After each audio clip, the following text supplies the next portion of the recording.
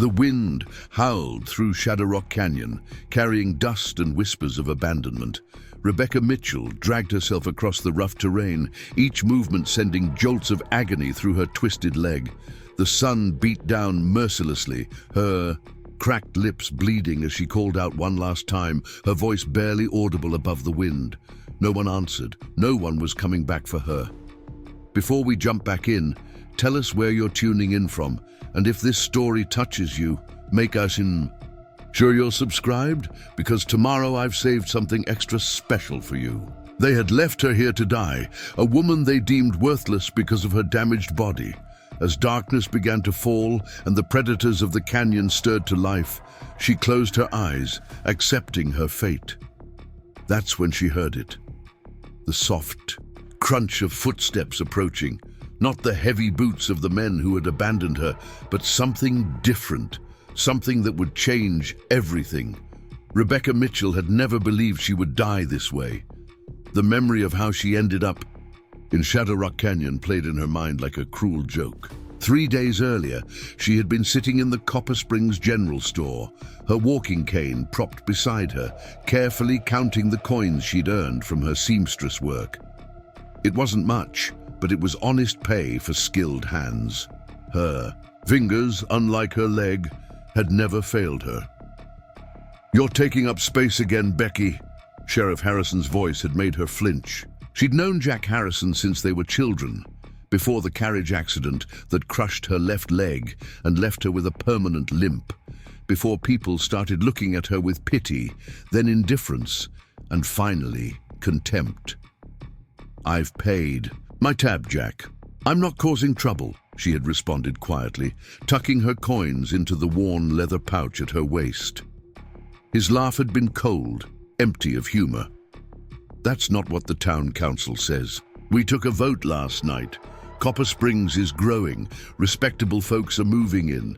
They don't want to see your kind dragging down property values." "My kind?" Rebecca had repeated, disbelief washing over her. "I was born here. My father helped build this town." "And he's dead," Jack had replied bluntly. "Times change. We need to present a certain image now that the railroad's coming. The Wallerton family is investing heavily in Copper Springs, and they've made it clear they expect a town free of undesirables." Rebecca had gripped her cane, anger flaring. "I'm not an undesirable. I'm a person who survived. I pay my way." Jack had sighed, almost regretful. "Pack your things, Becky. The stagecoach leaves at dawn. Town's paying your fare to Tucson. There's an asylum there that takes women in your condition." "My condition?" Her voice had risen, drawing stares. "I sew straighter than anyone in 3 counties. I read, I write, I keep my own books. I need no asylum."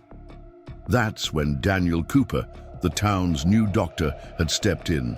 Fresh from medical school back east, with shiny instruments and even shinier theories about the human condition. "Miss Mitchell," he'd said with practiced sympathy, "your infirmity has clearly affected your mental faculties. Women with physical deformities often develop hysterical tendencies. It's for your own good." The next morning, they had come for her. Not just Jack and Daniel, but 3 other men from the town council. They'd found her barricaded in her small cabin on the edge of town, refusing to leave the only home she had known. "She's become violent," Daniel had declared after Rebecca struck him with her cane when he tried to drag her out. "The condition is worse than I thought." Instead of the stagecoach to Tucson, they had loaded her into a wagon. No luggage, no provisions, just the clothes on her back and her worn leather pouch of coins. The men had been silent as they drove, her out past the boundaries of Copper Springs, past the familiar landscapes, deeper into territory she didn't know. "The Apache raid the stage route too often," Jack had explained when she realized they weren't heading to Tucson. "Too dangerous to send you that way." Rebecca had known it was a lie. The local Apache bands had signed peace treaties years ago. What Jack really meant was that an asylum would ask questions, would want payment, would keep records of who had committed her. This way would be cleaner for Copper Springs. No paper trail, No questions, no Rebecca Mitchell. They had traveled. For hours, the terrain growing increasingly rugged.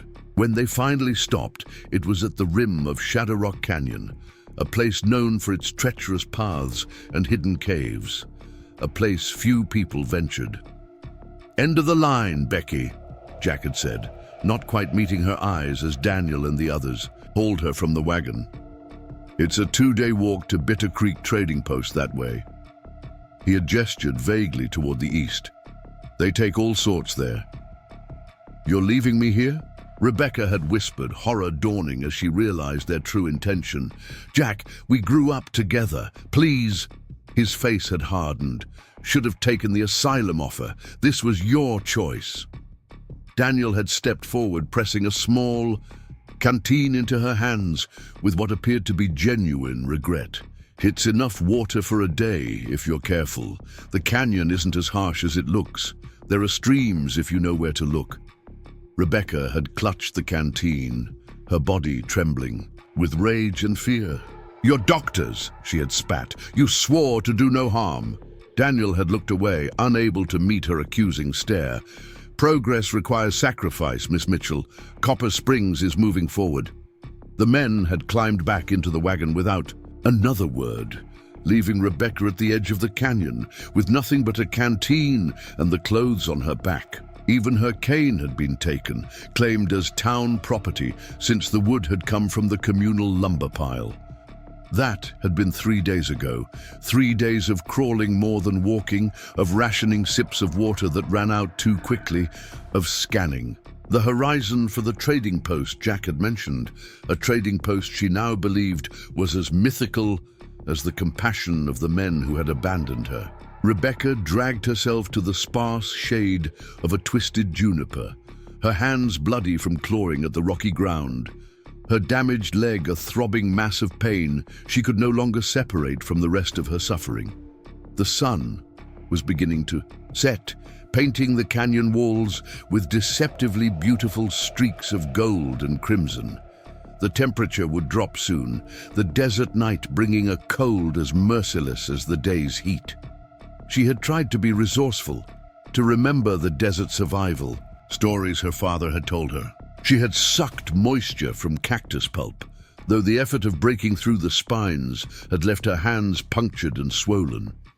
She had fashioned a crude walking stick from a dead branch, but it had snapped under her weight on the second day, sending her tumbling down a slope that left her side bruised and her hope fractured.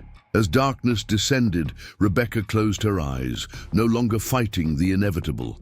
The sounds of the canyon night grew louder, the distant howl of coyotes, the rustle of nocturnal creatures emerging from their daytime hiding places.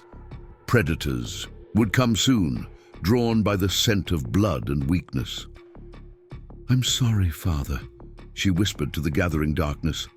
"I tried to stay strong."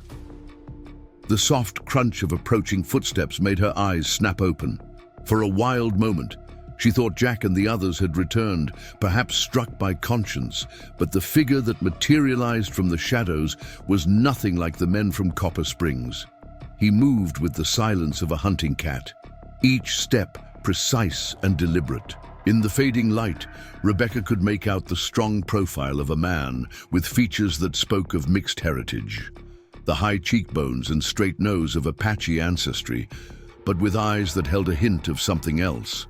His clothing was a practical blend of white settler and native garb, buckskin pants and a cotton shirt with moccasins that explained his quiet approach. A rifle was slung across his back and a knife hung at his belt, but it was the medicine pouch at his chest that drew Rebecca's attention. The stranger crouched just beyond arm's reach, studying her with an intensity that made Rebecca want to shrink back against the juniper. "You're dying," he said simply, his voice deep and accented with the rhythm of someone who had grown up speaking Apache first, English second. Rebecca wet her cracked lips, tasting blood. "Seems that way. Why are you here? This is not a place for someone like you." "Someone crippled, you mean?" Rebecca responded bitterly. The man tilted his head slightly. someone unprepared. The canyon does not forgive ignorance. He moved closer, and Rebecca tensed, expecting. She wasn't sure what. Violence, perhaps, or disgust. Instead, he carefully examined her without touching, eyes noting her injuries with clinical precision. "Town people did this," he said. "It wasn't a question. Left you to die where they wouldn't have to see it happen." Rebecca nodded, too exhausted for pretense. Copper Springs. His expression darkened momentarily before settling back into careful neutrality. "I know this place. These people." He unslung a water skin from his shoulder and offered it to her. Rebecca reached for it with trembling hands, nearly dropping it in her eagerness. The water was cool and tasted faintly of herbs. "Slowly," he cautioned, steadying her grip. "Too much too fast will make you sick." Rebecca forced herself to take measured sips, though every instinct screamed at her to gulp it down. When she had drunk enough to ease the worst of her thirst, she lowered the water skin. "Why are you helping me?" she asked. The man took the water skin back, recapping it with deliberate movements. "I help because I can, because the canyon brought you to me. The canyon didn't bring me anywhere, hateful men did. And yet here you are," he replied simply. "I am Thomas Redfeather. Some call me Tom." "Rebecca Mitchell," she responded. Automatically, years of ingrained politeness surfacing even in her desperate state. Tom nodded once, as if confirming something to himself. "You cannot stay here tonight. The coyotes are hungry, and there are mountain lions that hunt these slopes." He stood in one fluid motion and looked down at her. "I can take you to safety, but I must carry you. The path is too difficult for someone injured." Rebecca hesitated, decades of warnings about strange men and wild Indians flashing through her mind. But what choice did she have? Preparing and narrating this story took us a lot of time, so if you are enjoying it, subscribe to our channel. It means a lot to us. Now back to the story. Stay and die, or trust this man and possibly live? "All right," she agreed finally. Tom crouched beside her and with surprising gentleness gathered her into his arms. Rebecca bit back a cry as her injured leg was jostled, but Tom adjusted his hold immediately, minimizing her pain. "Hold to me," he instructed, and Rebecca wrapped her arms around his neck, acutely aware of how intimate this forced closeness was. How long it had been since anyone had touched her with purpose other than to push her aside.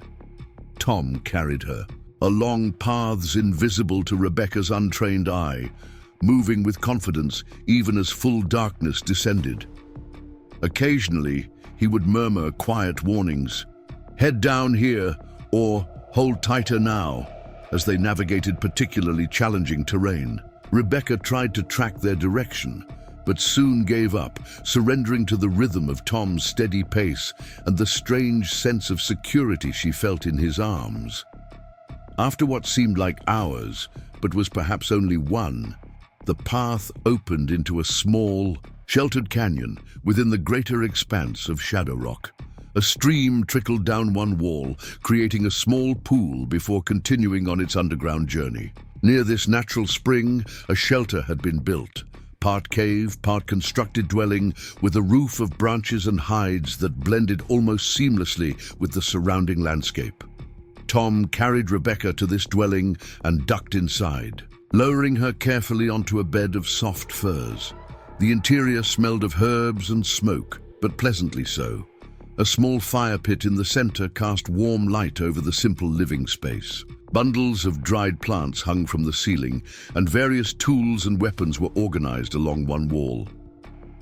"This is your home?" Rebecca asked, trying to orient herself in this unfamiliar environment. "One of them," Tom replied, moving to the fire pit and coaxing the banked embers back to life. "I follow the seasons, hunter, tracker, scout. I go where I'm needed. And right now, you're needed here." Rebecca couldn't keep the skepticism from her voice. Tom looked up from the Fire, his expression unreadable in the flickering light. Right now you needed me. The rest will become clear. He moved about the shelter with practiced efficiency, heating water in a clay pot and selecting dried herbs from his hanging bundles. Rebecca watched him warily, pain and exhaustion warring with her natural caution around this stranger. "You should sleep," Tom said, bringing her a cup of steaming liquid that smelled of unfamiliar herbs. "This will help with pain and fever." Rebecca eyed the cup suspiciously. "What is it?" "Medicine, not poison." A faint smile touched his lips. "If I wanted you dead, I would have left you where I found you." The logic was undeniable. Rebecca accepted the cup and sipped cautiously. The taste was bitter but not unpleasant, with undertones of sweetness that lingered on her tongue. "Drink it all," Tom instructed, turning his attention to her injured leg, examining it with careful hands. "Tomorrow we will clean your wounds properly. Tonight, rest is most important." As Rebecca drank the medicine, a curious warmth spread through her body, dulling the sharp edges of her pain and making her eyelids grow heavy. She wanted to ask more questions about Tom, about this place, about what would happen to her now, but the pull of exhaustion was too strong to resist. The last thing she remembered before sleep claimed her was Tom draping another fur over her body and the soft sound of him singing something in Apache, a melody that seemed to weave itself into her dreams, carrying her away from the canyon and the men who had left her to die. She dreamed of water flowing over stones, of healing hands, and of finding her way home, though where home was, she no longer knew. Rebecca awoke to the scent of cooking meat and the gentle sound of a mortar and pestle grinding herbs. For a moment, she lay still, confused by the unfamiliar surroundings and the absence of pain that had been her constant companion. Then memory flooded back: Copper Springs, the abandonment, the canyon, and Tom Redfeather. She opened her eyes to find the Half-Apache scout kneeling by the fire, focused on preparing what appeared to be breakfast. Morning light filtered through the dwelling's smoke hole and entrance, casting golden patterns across the earthen floor. "You're awake," Tom said without looking up from his work. "Good. The medicine worked." Rebecca pushed herself to a sitting position, surprised to find she could move without the sharp agony of yesterday. Looking down, she saw that her torn dress had been covered with a soft buckskin tunic, and her injured leg had been cleaned and wrapped in what looked like strips of cotton and plant fibers. "You tended my wounds while I slept?" she asked, heat rising to her cheeks at the thought of this stranger handling her unconscious body. Tom met her eyes directly, his expression serious. "I am a healer. I respect the body's privacy. I covered what needed no tending." Something in his straightforward manner eased Rebecca's discomfort. There was nothing lascivious in his demeanor, nothing to suggest he viewed her as anything but a person in need. "Thank you," she said simply. Tom nodded once and returned to his cooking. "You need food, then we will talk about what comes next." The meal was simple, but more satisfying than anything Rebecca had eaten in days. Strips of rabbit meat seasoned with wild herbs, and a porridge made from ground seeds and nuts that tasted faintly of cinnamon. She ate cautiously at first, then with increasing hunger as her stomach awakened to its own emptiness. "Why do you live out here alone?" she asked when her immediate hunger had been sated. Tom finished his own meal before answering. "I am not always alone.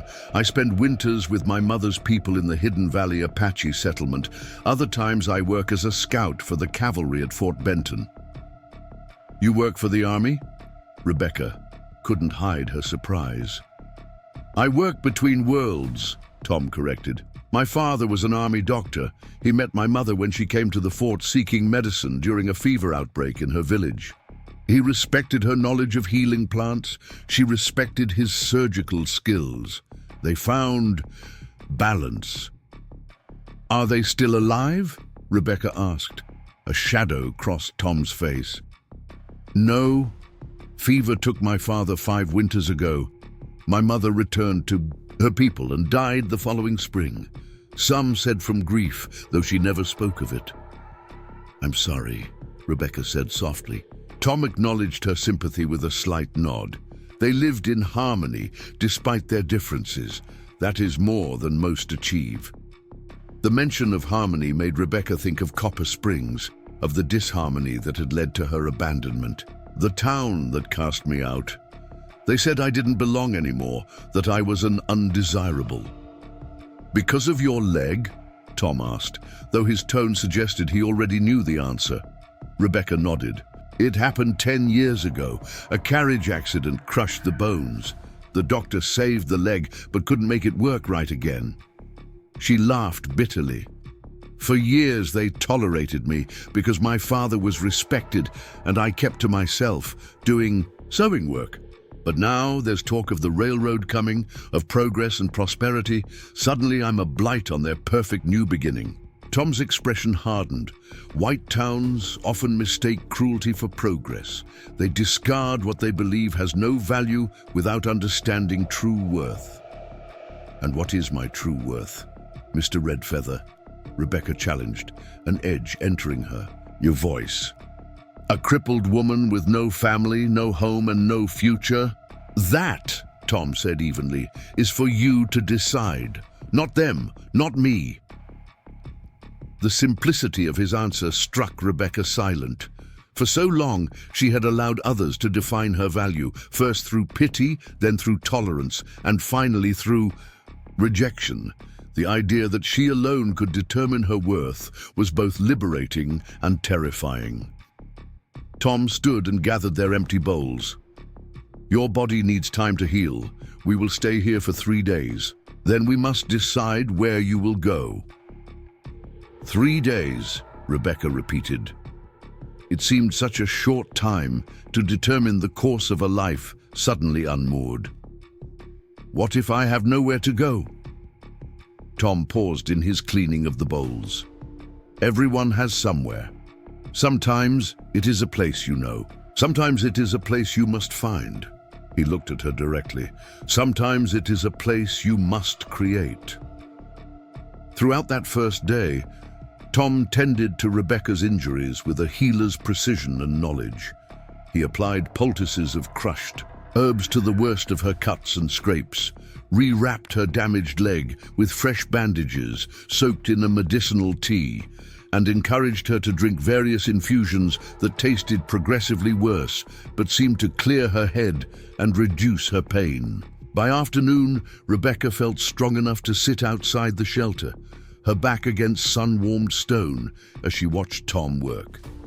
He moved with an economy of motion that spoke of deep familiarity with his environment, gathering plants, checking, snares, replenishing water. Occasionally, he would bring her a plant or stone, explaining its properties and uses with the patience of a born teacher. This is mullein, he said, placing a soft, fuzzy leaf in her palm. It grows even in harsh places, good for breathing troubles and wounds that won't heal. It survives where other plants surrender. Rebecca stroked the leaf, understanding the unspoken parallel, like people who've been broken but refuse to die. Tom's eyes crinkled slightly at the corners, the closest he seemed to come to smiling. Exactly like that.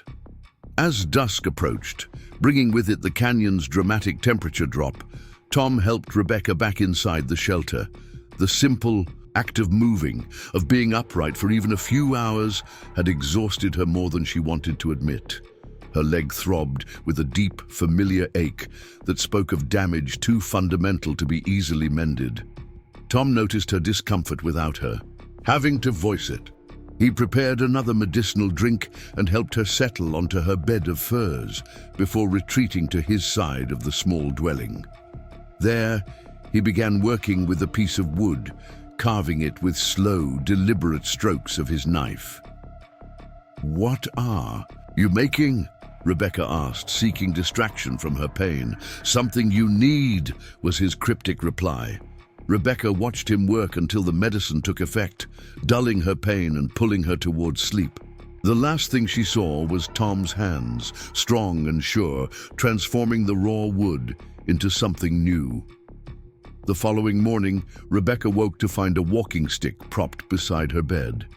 It was a thing of both function and beauty, crafted from a strong piece of mountain ash, polished to a warm glow, with a grip that seemed perfectly sized for her hand and a forked end that would provide stability on uneven ground.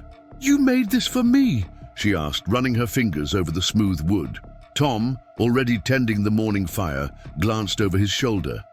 "The juniper branch you were using before was too weak. This will support your weight better." Rebecca grasped the walking stick and used it to help herself up, testing its balance and strength. It felt right in her hand, an extension of her arm rather than a burden. "Thank you," she said, the words inadequate for the gift of mobility and dignity this simple tool represented. Tom acknowledged her thanks with a nod. "Today, you should walk more. Your muscles need to remember their purpose." After breakfast, he led her on a slow circuit around the sheltered canyon, teaching her to use the walking stick properly, showing her how to leverage her stronger right leg and distribute her weight to minimize strain on her damaged left one. It was exhausting work, but Rebecca felt a fierce pride in each step taken, each small distance conquered. "The injury will always be with you," Tom said matter-of-factly as they paused for her to rest. "But it need not define your path." "That's easy for you to say," Rebecca responded, frustration bleeding into her voice as she rubbed her aching thigh. "You move like water over stones. I drag myself like a wounded animal." Tom considered her for a long moment. "When I was 12, a rattlesnake bit me here." He pointed to his right calf, where Rebecca could now see a puckered scar partially hidden by his leggings. "The venom destroyed some of the muscle. For months I could not run. I thought my life as a hunter was finished before it began." "But you recovered," Rebecca said, gesturing to his obvious fitness. "I adapted," Tom corrected. "I learned to move differently, to anticipate, to use the land instead of fighting it." He tapped her walking stick. "This is not shame. It is adaptation." They continued their slow progress, Tom occasionally pointing out plants or animal signs, teaching Rebecca to read the canyon as he did. By the time they returned to the shelter, she was trembling with exhaustion, but filled with a sense of accomplishment that had been absent for longer than she could remember. That night, as they shared a meal of roasted desert quail and wild onions, Rebecca found herself studying Tom with new eyes. He was younger than she had initially thought, perhaps 30 to her 28, with a quiet strength that came not from domination, but from harmony with his surroundings. "Tomorrow is our last day here," she said, breaking a comfortable silence. "Where will I go after that?" Tom added another stick to the fire before answering. "There are several possibilities. Hidden Valley would take you in, but life there is hard for those not born to it. Fort Benton has a settlement of civilians, traders, laundresses, craftspeople. They might welcome your sewing skills." "And Copper Springs?" Rebecca asked, the name bitter on her tongue. Tom's expression darkened. "That place rejected you. Why would you return?" "Not to stay," Rebecca clarified, "but to retrieve what's mine. My father's pocket watch, my mother's wedding rings, my grandmother's Bible, they're hidden under a loose floorboard in my cabin." Her voice hardened.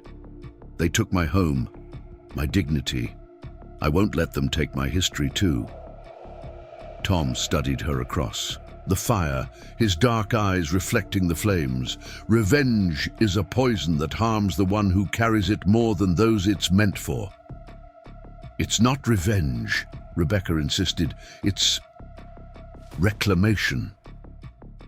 Tom seemed to weigh her words, testing their truth. Finally, he nodded. "There is a difference, a fine one, but real."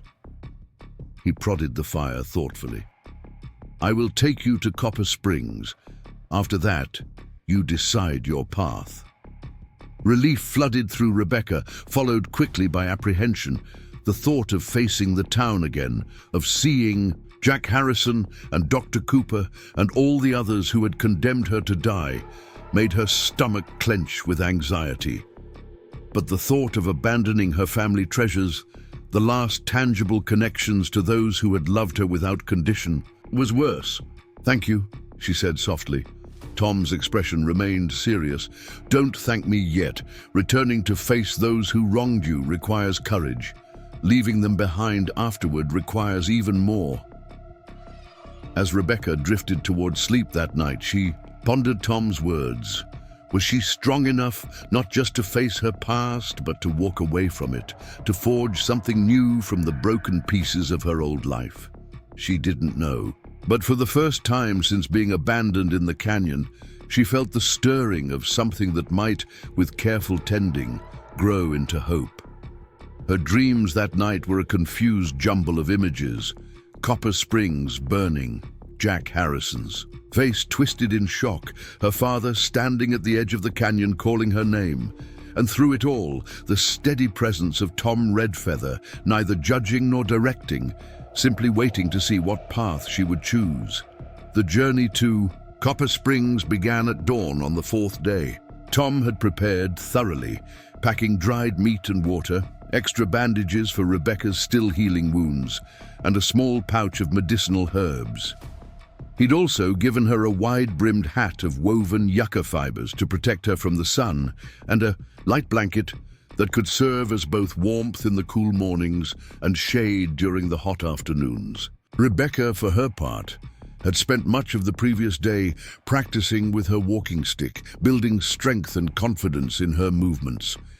She still tired quickly, but the stick provided balance and support that made traveling possible in a way it hadn't been during her desperate days alone in the canyon. They set out just as the first rays of sunlight touched the canyon walls, bathing the red rock in golden light. Tom led the way, setting a pace that challenged Rebecca without overwhelming her. When they reached particularly difficult terrain, he would wordlessly offer his arm for additional support, but he never suggested carrying her as he had that first night. Rebecca understood and appreciated the respect implicit in this approach. He was helping her find her own way, not rescuing her from it. "Copper Springs is 2 days' journey," Tom explained as they paused for a brief rest around midday. "We'll camp tonight near Eagle Bluff, then approach the town tomorrow morning." Rebecca nodded, sipping carefully from her water skin. "Will you come into town with me?" Tom's expression grew guarded. "I am not welcome in places like Copper Springs." "Because you're Apache?" Rebecca asked, though she already knew the answer. "Because I am neither fully Apache nor fully white," Tom corrected. "The Apache respect my healing skills, but remember my father was a white soldier. The whites respect my tracking abilities, but fear my Apache blood. I exist between worlds." "Like me," Rebecca said softly, "not fully broken, not fully whole, belonging nowhere." Tom regarded her thoughtfully. "Perhaps. Or perhaps we simply belong to ourselves first, and that makes others uncomfortable." They continued their journey through the afternoon, the landscape gradually shifting from the dramatic canyon formations to rolling scrubland dotted with mesquite and creosote bushes. By evening, they had reached Eagle Bluff, a sandstone outcropping that provided natural shelter and a small spring hidden among the rocks. As Tom prepared their campsite, Rebecca found herself contemplating the man who had saved her life. His movements were efficient and purposeful, his knowledge of the land evident in every decision he made. Yet there was also a gentleness to him, revealed in small ways. How he carefully cleared stones from the ground where she would sleep, how he prepared her medicinal tea with precise attention to its strength and temperature, how he never rushed her or made her feel lesser for her limitations. "Why did you really help me?" she asked, as they sat beside the small fire, watching the stars emerge in the darkening sky. You could have left me. Many would have. Tom was silent for long moments, his eyes fixed on the fire.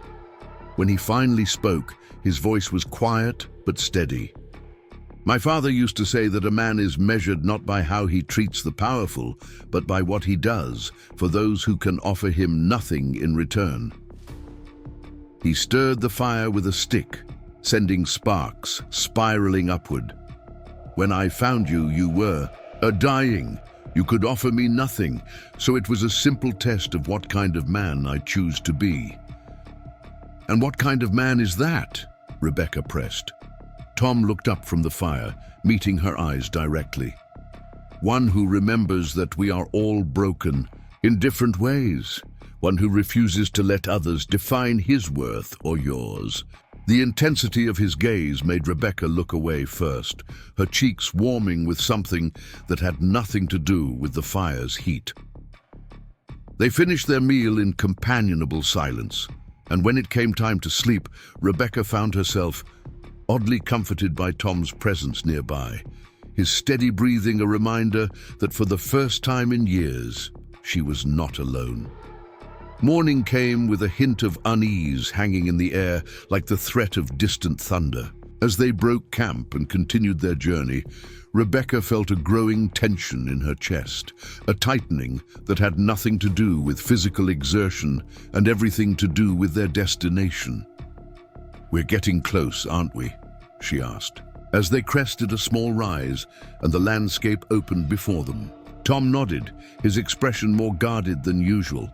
"Copper Springs lies just beyond that ridge. We'll reach it within 2 hours." "What will you do while I'm in town?"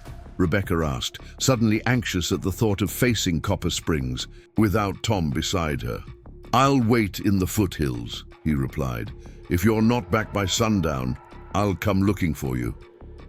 Rebecca swallowed hard, leaning more heavily on her walking stick than she had in days. "And if they try to stop me from leaving again?" Tom's hand moved to the knife at his belt, a gesture so subtle she almost missed it. "They won't." They walked the remaining distance in silence, each lost in their own thoughts. As the outskirts of Copper Springs came into view, the scattered homesteads giving way to more clustered buildings, Tom led Rebecca to a sheltered spot among a stand of juniper trees. "This is where we part ways for now," he said, handing her a small pouch of dried meat and another of water. "Remember your purpose. Get what belongs to you and leave. Do not engage them more than necessary." Rebecca nodded, gripping her walking stick tightly. "I'll be careful." Tom hesitated, then reached into his medicine pouch and removed a small object. A smooth stone pendant on a leather cord, marked with a symbol she didn't recognize.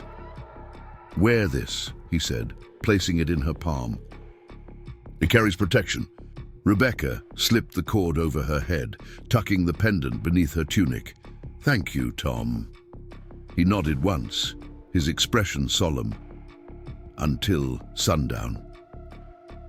With those words, Rebecca turned and began the walk into Copper Springs, each step bringing her closer to the place that had cast her out to die. She focused on her breathing, on the solid weight of the walking stick in her hand, on the pendant warm against her skin. She was not the same woman they had abandoned in the canyon. She was changed, still broken in body perhaps, but no longer broken in spirit. The first person to notice her was Emily Wilson, the baker's wife, who dropped her basket of fresh bread with a strangled cry of shock. "Rebecca Mitchell, but you're dead." Rebecca met the woman's wide-eyed stare calmly. "Reports of my death were greatly exaggerated, Mrs. Wilson." Word spread through the town like wildfire. By the time Rebecca reached Main Street, people were emerging from shops and homes to stare at her as if she were a ghost. She ignored them, focusing instead on her destination, the small cabin at the edge of town that had once been her home. She was halfway there when Sheriff Jack Harrison stepped into her path, his face pale beneath his tan. "Rebecca, how in God's name?" "Step aside, Jack," Rebecca cut him off, her voice steady despite the fury building inside her at the sight of his face. "I'm not here for trouble." "You can't just walk back in after," he began, but Rebecca interrupted him again. "After you left me to die in Shadowrock Canyon," she finished for him, her voice carrying in the sudden silence that had fallen over the gathering crowd. "I'm well aware of what you did. I'm not here to stay. I'm here for my belongings, and then I'll be on my way." Dr. Cooper pushed through the crowd, his medical bag clutched in white-knuckled hands. "Miss Mitchell, you're clearly suffering from delirium. The canyon is no place for a woman in your condition to survive alone. You need medical attention. I've received better medical care in the wilderness than I ever did from you," Rebecca replied coldly. "Now move aside, both of you." Something in her tone, a newfound authority perhaps, or simply the steel that comes from facing death and surviving, made both men hesitate. The crowd parted slowly, murmuring as Rebecca continued, her steady progress toward her cabin, her walking stick striking the hard-packed dirt with each determined step. The cabin stood as she had left it, though someone had already begun to strip it of valuables. The small garden she had tended so carefully was trampled. The chair she'd left on the porch was gone, and the door hung askew on its hinges. Rebecca pushed it open, her eyes adjusting to the dim interior as memories washed over her.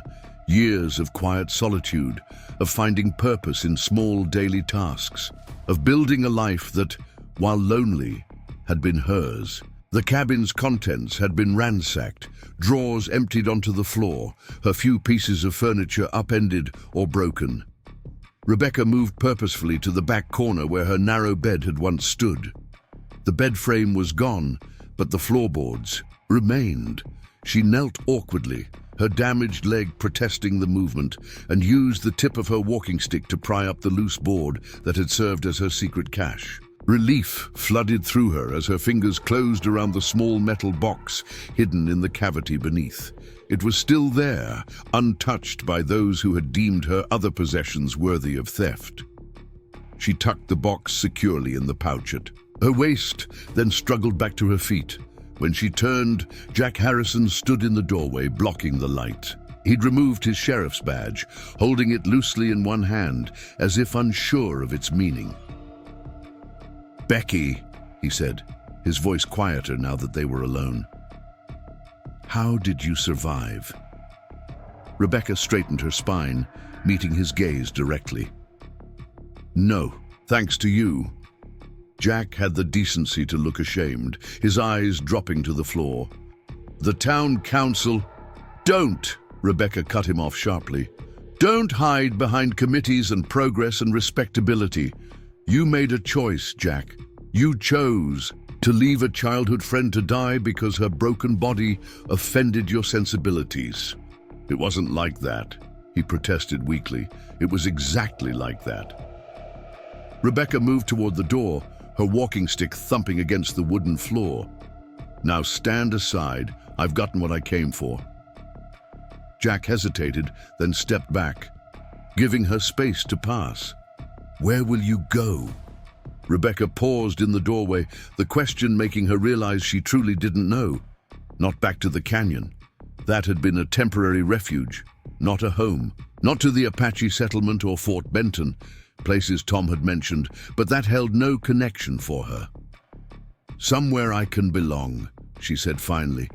"Somewhere I get to decide my own worth." She pushed past him and stepped back into the sunlight, where what seemed like half the town had gathered to stare at the woman returned from the dead. Rebecca scanned the crowd, recognizing faces she had known all her life. The blacksmith who had mended her cooking pots for free after her father died, the general store owner who had extended credit when her sewing work slowed in winter, the school teacher who had once been a friend until Rebecca's condition made her uncomfortable. None would meet her eyes now. "You all know what was done to me," Rebecca said, her voice carrying across the suddenly silent street. "You all stood by while I was taken from my home and left to die. I don't come seeking vengeance." She patted the pouch containing her family. Treasures. I came for what is mine by right, and now I'm leaving. But know this, what was done to me could be done to any of you. All it takes is for someone to decide you're no longer useful, no longer desirable, no longer worthy of basic human dignity. Maria Vasquez, a Mexican woman who ran the town's only restaurant, stepped forward from the crowd. "Rebecca," she said quietly, "I didn't know. None of us knew they were taking you to the canyon. We were told you were going to the asylum in Tucson." "And that made it acceptable?" Rebecca asked, unable to keep the bitterness from her voice. Maria flinched but held her ground. No, it was wrong. What they did, what we allowed, was wrong. A murmur ran through the crowd, a ripple of discomfort as Maria voiced what many were perhaps thinking, but none had been willing to say. "Doctor." Cooper pushed his way forward, his professional demeanor barely masking his agitation. "This is absurd. Miss Mitchell's condition clearly rendered her unsuitable for our developing community. The decision was made with proper consideration for all parties. All parties except Rebecca," Maria interrupted, her dark eyes flashing. "I have kept silent too long, Daniel Cooper. We all have." Rebecca watched in stunned silence as the crowd's mood shifted, tension crackling in the air like the precursor to a storm. She had not come seeking allies or justice, only her precious mementos, yet something unexpected was unfolding before her. "Enough!" Jack Harrison's voice cut through the growing tumult as he emerged from Rebecca's cabin. "This isn't the time or place." "When is the time, Sheriff?" Maria demanded. "When the railroad men arrive? When the Wallerton family builds their hotel? When Copper Springs is too respectable for any of us who don't fit their vision?" Jack's face darkened, but before he could respond, a new voice joined the fray. "I believe the lady has made her point." The crowd parted as Tom Redfeather stepped into the street, his presence commanding immediate attention. He had abandoned his usual careful neutrality, standing tall with his hand resting on the hilt of his knife, his eyes locked on Jack Harrison. Rebecca felt her heart leap into her throat. "Tom," she whispered, "you said you'd wait. Plans change," he replied, moving to stand beside her. To the crowd, he said, "Rebecca Mitchell has retrieved her property and will now be leaving. Anyone who wishes to prevent this will answer to me." Jack's hand instinctively moved toward his gun, but Tom's quiet voice stopped him.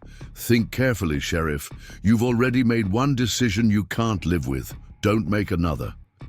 The tension between the two men was palpable, stretching taut as a bowstring until Jack slowly lowered his hand. "No one's stopping her from leaving," he said finally, "but this isn't over."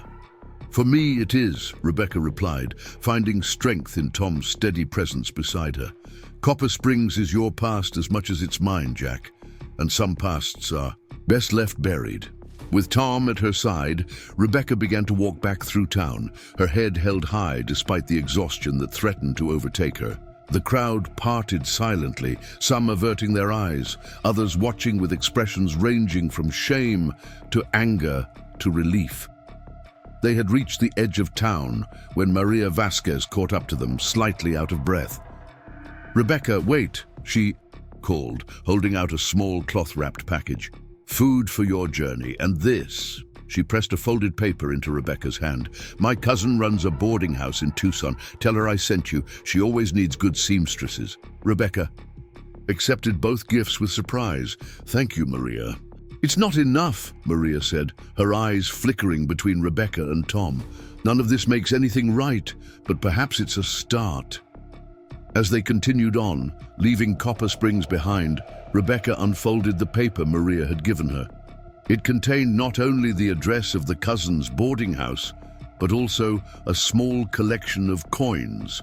Not a fortune, but enough to secure passage to Tucson and perhaps a few days' lodging while she established herself. "Your friend has a generous heart," Tom observed. "She wasn't my friend," Rebecca replied, "just someone with a conscience." She tucked the paper and coins into her pouch alongside her family's treasures. "You shouldn't have come into town." "You took too long," Tom said simply. "I was concerned." They walked in silence for some time, putting distance between themselves and Copper Springs before stopping to rest in the shade of a solitary cottonwood tree. Rebecca sank gratefully to the ground, her leg throbbing from the exertion and emotional strain of the day. "You have your belongings," Tom said, offering her the water skin. "And now you have a destination, Tucson." Rebecca took a long drink before responding. "Is that where you think I should go?" "It's not for me to decide," Tom replied, settling beside her on the ground. "Tucson is a growing city. There would be work for someone with your skills, and it's far enough from Copper Springs that its shadow wouldn't follow you." Rebecca opened the small metal box she'd retrieved from her cabin, revealing its contents: her father's silver pocket watch, her mother's delicate gold wedding band and engagement ring with its tiny diamond, and her grandmother's small leather-bound Bible, not valuable in monetary terms, perhaps, but priceless in memory. "These were worth going back for," she said softly, running her finger over the engraving on the watch. "The only pieces of them I have left." Tom nodded, understanding without words the importance of connections to those gone before. He watched as she carefully closed the box and returned it to her pouch. "What will you do now?" Rebecca asked. "Go back to your canyon home?" "For a time," Tom agreed. "Then to the Hidden Valley settlement for the winter months. After that, perhaps Fort Benton if they have need of a scout." Rebecca nodded, suddenly acutely aware that their paths were diverging. This man who had saved her life, who had shown her kindness without pity and respect without conditions, would return to his life between worlds, while she forged a new one in Tucson. The thought left her with an unexpected hollow feeling in her chest. "I don't know how to thank you," she said finally, "for saving my life, for teaching me to see my worth differently." Tom's expression softened, the usually guarded look in his eyes giving way to something warmer. "You thank me by living, Rebecca Mitchell, by refusing to let anyone else define your path again." As they resumed their journey, traveling at an unhurried pace that accommodated Rebecca's limitations, she found herself thinking about paths and choices. For so long, her life had been defined by what she could not do, by the spaces she could not enter, by the paths she could not walk. Tom had shown her a different way, not by fixing what was broken in her, but by helping her find strength in her brokenness. They made camp that night beside a small creek, too far from Copper Springs for pursuit, but still a day's journey from the canyon that had been Tom's temporary home. As darkness fell and the night creatures began their chorus, Rebecca found herself studying Tom's profile in the firelight, memorizing the strong lines of his face, the quiet confidence in his movements, the way his hands were both gentle and strong. "Will I see you again?" she asked, the question slipping out before she could stop it. Tom looked up from the fire, his dark eyes reflecting the flames. "Do you wish to?" Rebecca felt heat rise to her cheeks, but she held his gaze. "Yes." A hint of a smile touched Tom's lips. "Then yes, you will see me again. I sometimes have business in Tucson during the trading season. I could look for you at the boarding house." "I'd like that," Rebecca said softly. They lapsed into comfortable silence, each lost in their own thoughts as the fire burned low. Rebecca drifted towards sleep, her body exhausted, but her mind surprisingly at peace. Tomorrow would bring new challenges, new decisions, but for now, in this moment between what had been and what would be, she allowed herself to simply exist without fear or expectation. She was nearly asleep when Tom's voice reached her, quiet, against the night sounds.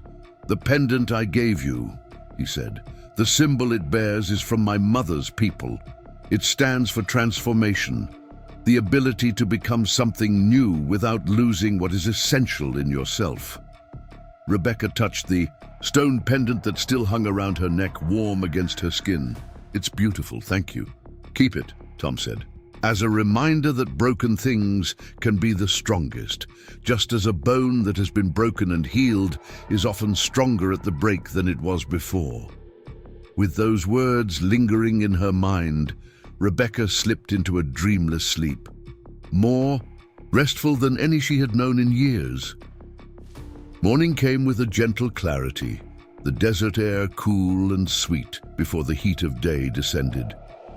They shared a simple breakfast, then began the final preparations for their parting of ways. Tom would return to his canyon dwelling to gather his more valuable possessions before moving on to the Hidden Valley settlement, while Rebecca would begin the journey to Tucson, traveling first to the stagecoach station at Bitter Creek, the trading post Jack had mentioned, which did indeed exist, though much farther than he had claimed. "The stage comes through once a week," Tom explained as he sketched a rough map in the dirt. "You should reach Bitter Creek by tomorrow afternoon if you follow this route. The next stage is due the following morning." Rebecca studied the map, committing it to memory. "And if I miss the stage?" "The trading post has rooms for travelers," Tom replied. "Simple, but clean enough. The owner, Santiago, is fair with his prices and doesn't ask unnecessary questions." He helped her prepare for the journey, dividing their supplies to ensure she had enough food and water to reach Bitter Creek comfortably. He also provided her with a small pouch of medicinal herbs and careful instructions for their use, should her wounds trouble her. When all was ready, they stood facing each other in the morning light, the moment of farewell somehow heavier than either had anticipated. "I don't know if I would have found the courage to face Copper Springs without you," Rebecca admitted. Tom shook his head slightly. "The courage was always yours. You simply needed to remember it." He reached out then, his fingers brushing lightly against hers, the first time he had touched her in a way that wasn't about healing or assistance, but simply about connection. Rebecca felt the touch like a current running up her arm, awakening something long dormant within her. "Until Tucson," Tom said softly. "Until Tucson," Rebecca echoed, reluctantly withdrawing her hand and turning toward the path that would lead her to Bitter Creek and beyond. She had taken only a few steps when Tom called after her, "Rebecca!" She turned back, her heart quickening at something new in his voice. "The world tried to bury you," he said. "It did not know you were a seed." With those words echoing in her mind, Rebecca continued her journey, her walking stick a steady companion with each step. The path ahead was long and uncertain, but for the first time in years, she walked without shame, without apology for the space she occupied in the world. She was Rebecca Mitchell, broken perhaps, but unburied, and she was finally growing toward the light. The journey to Bitter Creek proved more challenging than Rebecca had anticipated. Though Tom's map was accurate and his estimation of the distance reasonable, the terrain was unforgiving for someone with her limitations. By midday, her damaged leg burned with exhaustion, each step a fresh negotiation with pain. Still, she pressed on, determined to reach the trading post before dark. The landscape gradually shifted as she traveled, the harshness of the canyon country giving way to more open grasslands dotted with mesquite and prickly pear.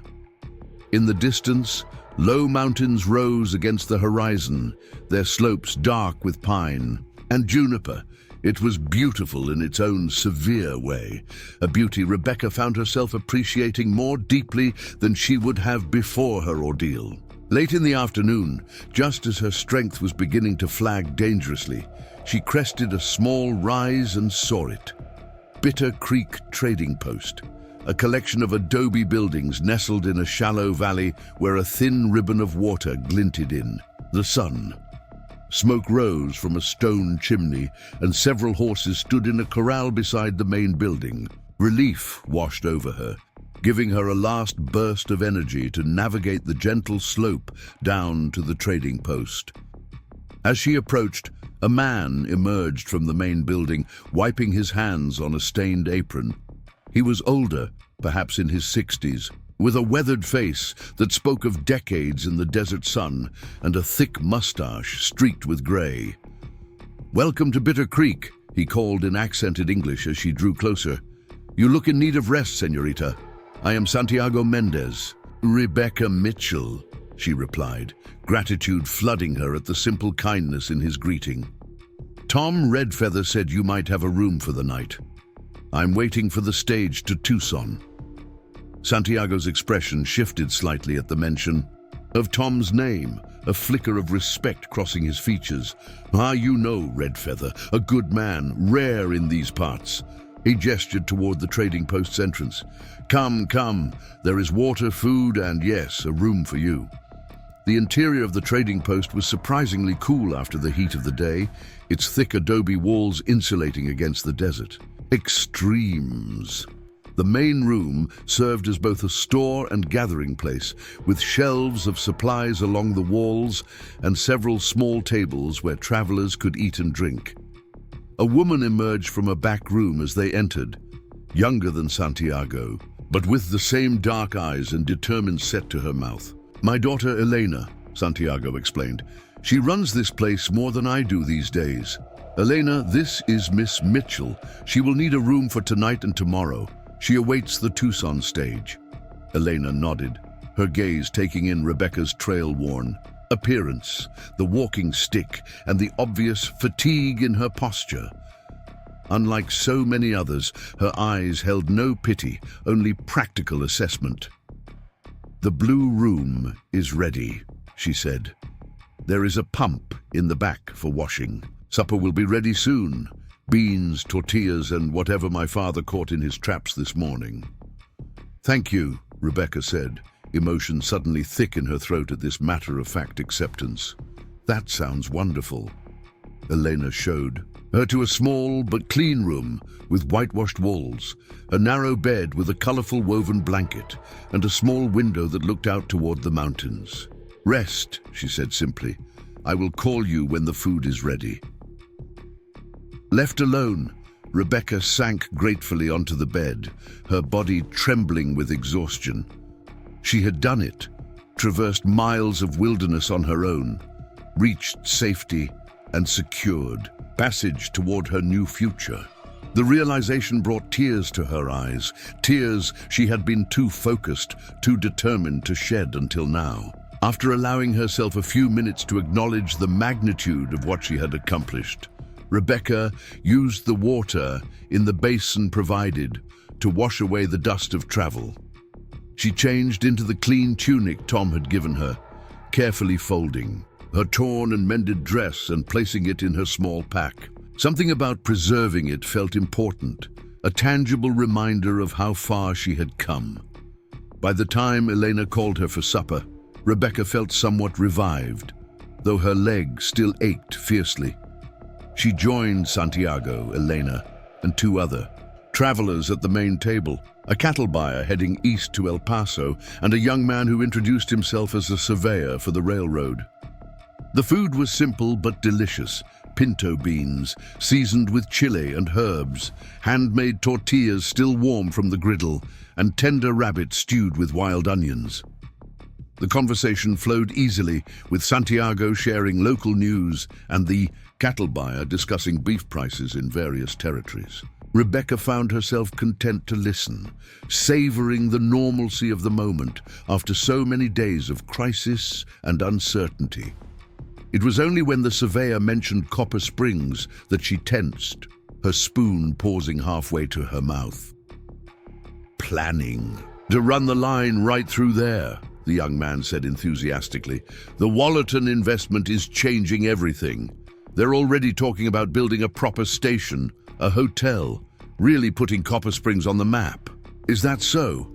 Santiago replied, his tone neutral as his eyes flickered briefly to Rebecca. "Oh yes," the surveyor continued, oblivious to her discomfort. "It's the perfect location. though I hear they're having some trouble with the town council. Some disagreement about who's really in charge now that the Walletons are buying up property. Rebecca lowered her spoon, suddenly no longer hungry, despite the quality of the food. The mention of Copper Springs had brought back the memory of standing in the street, facing down the people who had cast her out, Tom at her side, the town divided in its response. What was happening there now? Had Jack Harrison reasserted his authority? Had Dr. Cooper continued his campaign for progress? Had Maria Vasquez faced consequences for speaking out? "You know Copper Springs?" the surveyor asked, finally, noticing her reaction. "I used to live there," Rebecca said simply, not wanting to elaborate. "Then you must be excited about the changes coming," he pressed, eager to discuss his work. "The railroad will transform it completely within a year or two." Rebecca met his gaze steadily. "Some transformations come at too high a price." An awkward silence fell over the table, broken only when Elena rose to clear the dishes. "There is coffee, and my father has made his famous apple tart. Who would like some?"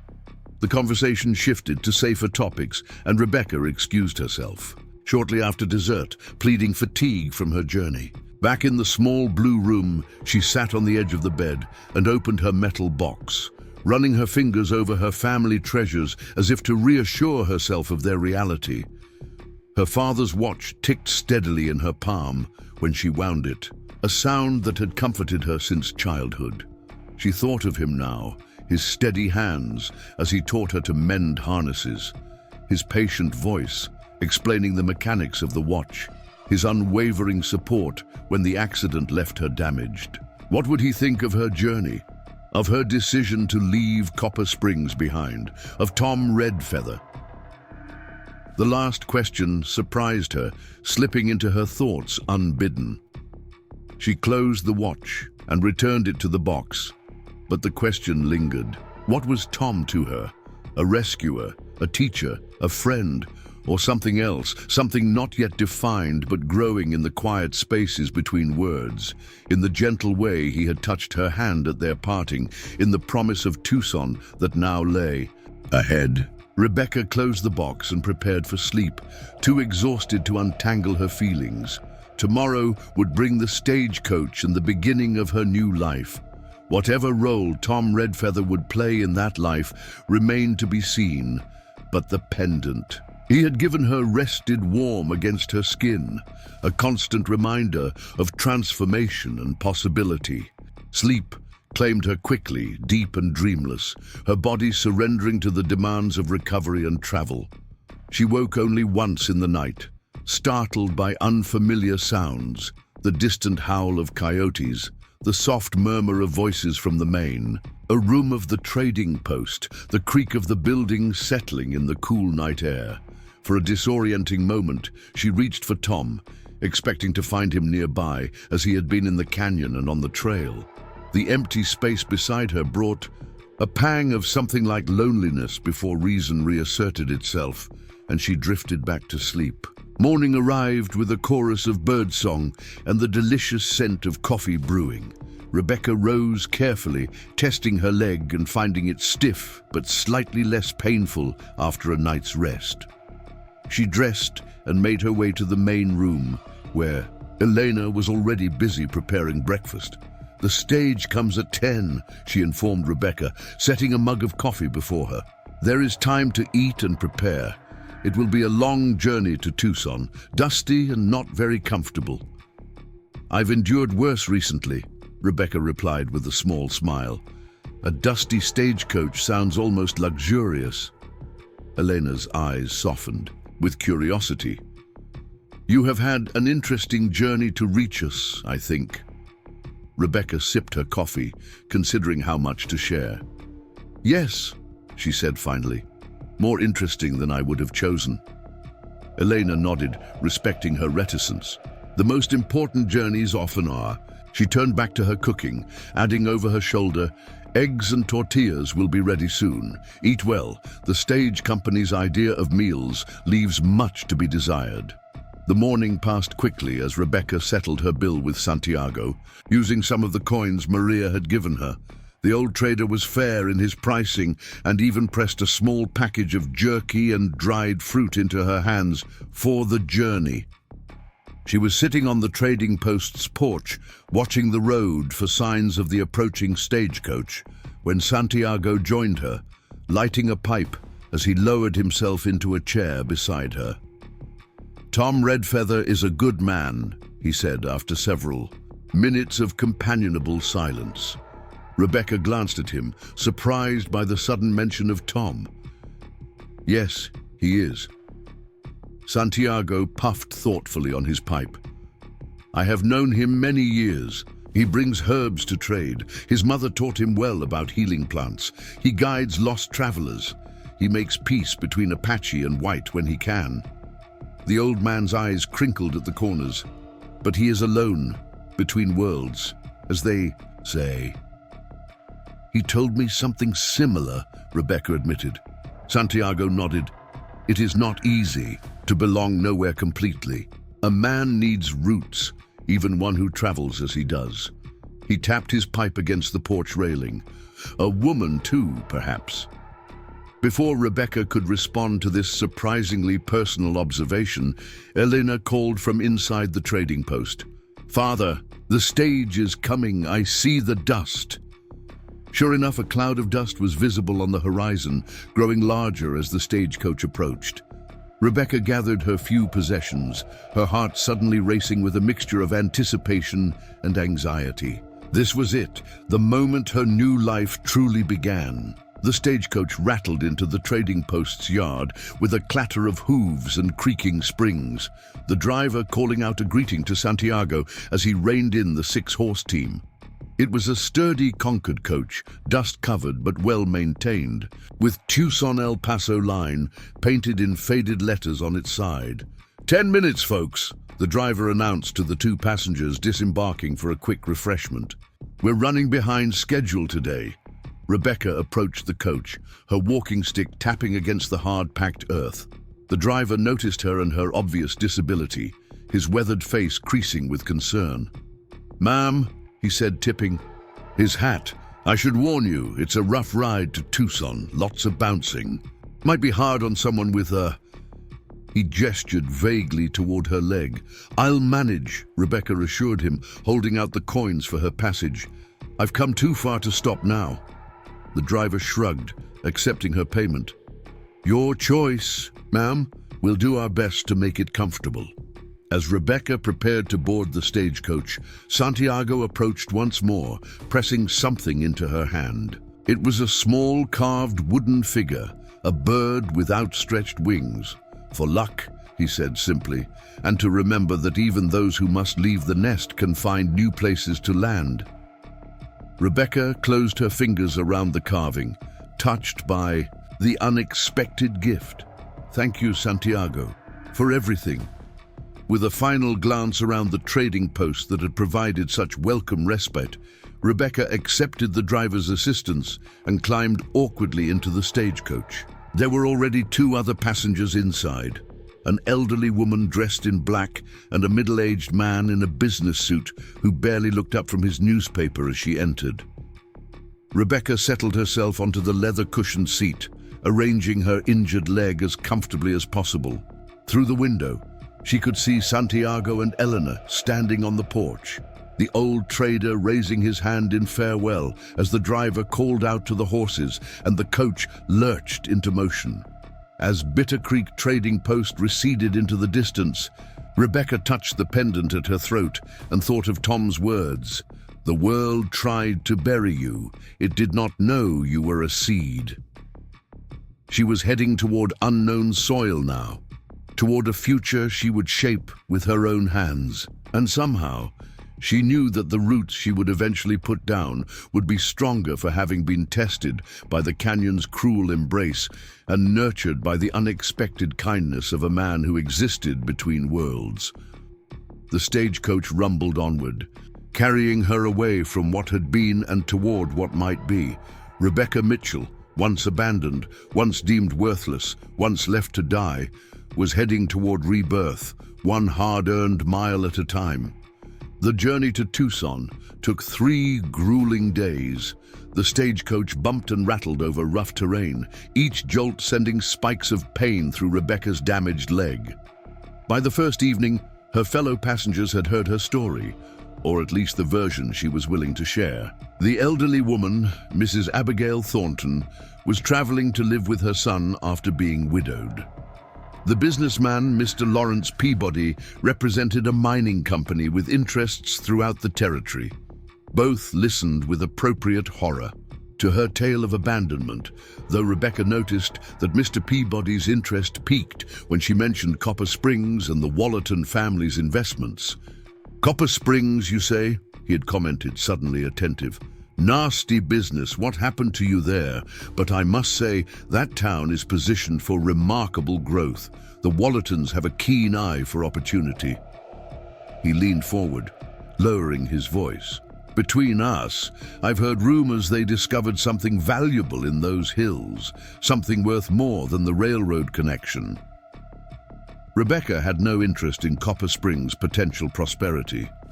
"Whatever wealth they find," she replied coolly, "I hope it brings them more conscience than they've shown so far." The second night they stopped at a way station, little more than a crude cabin with sleeping platforms and a surly attendant who provided a meal of beans and salt pork that even Mrs. Thornton's polite nature couldn't praise. Rebecca slept, poorly, her leg throbbing in time with her heartbeat, her dreams filled with images of Shadowrock Canyon and Tom Redfeather's steady hands working their healing magic. By the third day, as they approached Tucson, Rebecca found herself plagued by doubts. What if Maria's cousin wouldn't take her in? What if there was no work for a seamstress with a damaged body? What if she had traded one form of rejection for another? The pendant Tom had given her seemed to warm against her skin whenever these thoughts surfaced, as if reminding her of her own resilience. Tucson appeared on the horizon like a mirage, first a smudge against the landscape, then gradually resolving into the unmistakable shape of a growing frontier city. Unlike Copper Springs with its single main street, Tucson sprawled across the desert floor, a mix of adobe buildings in the Mexican style and newer wooden structures that spoke of American influence. Church spires rose alongside what appeared to be a courthouse dome, and the streets teemed with activity even from a distance. The stagecoach rumbled down the main thoroughfare, past businesses with signs in both English and Spanish, past women in fashionable dresses and men in suits mingling with Mexican families and native traders. It was a tapestry of cultures that immediately struck Rebecca as different from the homogeneous community she had left behind. "First time in Tucson?" Mrs. Thornton asked kindly, noting Rebecca's wide-eyed observation. "Yes," Rebecca admitted. "It's larger than I expected." "Oh, it's grown tremendously in recent years," Mrs. Thornton replied. "My son writes that they're expecting to become the territorial capital soon. There's opportunity here for those willing to work." The stagecoach pulled into the depot, a substantial building with a covered platform where several other coaches were loading and unloading passengers and mail. Rebecca gathered her meager possessions, mentally rehearsing the address Maria had given her for the boarding house. When the driver opened the door, Mr. Peabody exited first, then turned to offer assistance to both women. Rebecca hesitated, then accepted his outstretched hand, knowing her dignity was less important than the practical need to navigate the high step down from the coach. "Good luck to you, Miss Mitchell," he said, as she steadied herself with her walking stick. "I admire your fortitude." "Thank you, Mr. Peabody," Rebecca replied, somewhat surprised by his sincerity. Mrs. Thornton was more effusive in her farewell, actually embracing Rebecca briefly. "You must come visit once I'm settled at my son's home," she insisted. "I'll send word to you at the boarding house." Rebecca thanked her, touched by the unexpected connection formed during their journey, then turned to face her new surroundings. The stagecoach depot buzzed with activity, travelers greeting family members, porters loading and unloading baggage, vendors selling refreshments to weary passengers. No one looked twice at a woman with a walking stick, everyone too absorbed in their own concerns to pay her much attention. It was a novel sensation for Rebecca, this anonymity, this freedom from being defined by her disability in a community, where everyone knew her history. Here, she was simply another arrival in a growing city, her worth yet to be determined by her own actions rather than others' perceptions. She approached a depot worker who was sorting mail bags. "Excuse me, could you direct me to Mesquite Street? I'm looking for the Vasquez boarding house." The man glanced up, his gaze taking in her travel-worn appearance and walking stick without particular interest. "Mesquite's 4 blocks east, then 2 south," he replied. "The Vasquez place is a big adobe with blue trim around the windows. Can't miss it." Rebecca thanked him and began her careful progress through the crowded depot and out into the streets of Tucson. The late afternoon sun cast long shadows between buildings, the heat still intense, but beginning to soften as evening approached. She followed the workers' directions, navigating unfamiliar streets filled with a cacophony of sounds, conversations in English and Spanish, the clatter of wagon wheels, a piano playing from inside a saloon, children laughing as they chased each other between market stalls. By the time she reached Mesquite Street, Rebecca's leg was trembling with exhaustion, and perspiration dampened her clothing despite the cooling air. The street was lined with a mix of residential buildings, from simple adobe structures to more elaborate homes with verandas and small gardens. Near the end of the block, she spotted it, a large 2-story adobe with freshly painted blue trim around the windows and doors, and a sign that read simply, "Vasquez Boarding House." Taking a deep breath to steady herself, Rebecca approached the wide wooden door and knocked. A moment later, it swung open to reveal a stout woman in her 40s, with dark hair streaked with silver and intelligent eyes that missed nothing. She wore a practical dress with an apron that bore evidence of a day's cooking and cleaning. "Yes?" the woman asked, her accent musical, but her expression cautious. Rebecca straightened her spine, summoning her remaining energy. "Are you Mrs. Vasquez? Maria Vasquez from Copper Springs is your cousin. She sent me." She fumbled in her pouch for the folded paper Maria had given her. "I have a note from her." The woman's expression transformed instantly, warmth replacing wariness. "Ah, you must be Rebecca. Yes, Maria sent a message with the mail coach saying you might come." She took the note, glancing at it briefly before tucking it into her apron pocket. "I'm Luisa Vasquez. Please come in, come in. You look ready to drop from exhaustion." Rebecca followed her into a cool, tiled entryway that opened into a central courtyard, where a fountain burbled softly, and potted plants created an oasis of green. Several doors led off the courtyard, presumably to guest rooms, and a staircase curved up to a second-floor gallery. "Maria wrote that you are a seamstress," Luisa said, leading Rebecca to a small sitting area near the fountain, "and that you have had difficulties." She gestured discreetly toward Rebecca's leg.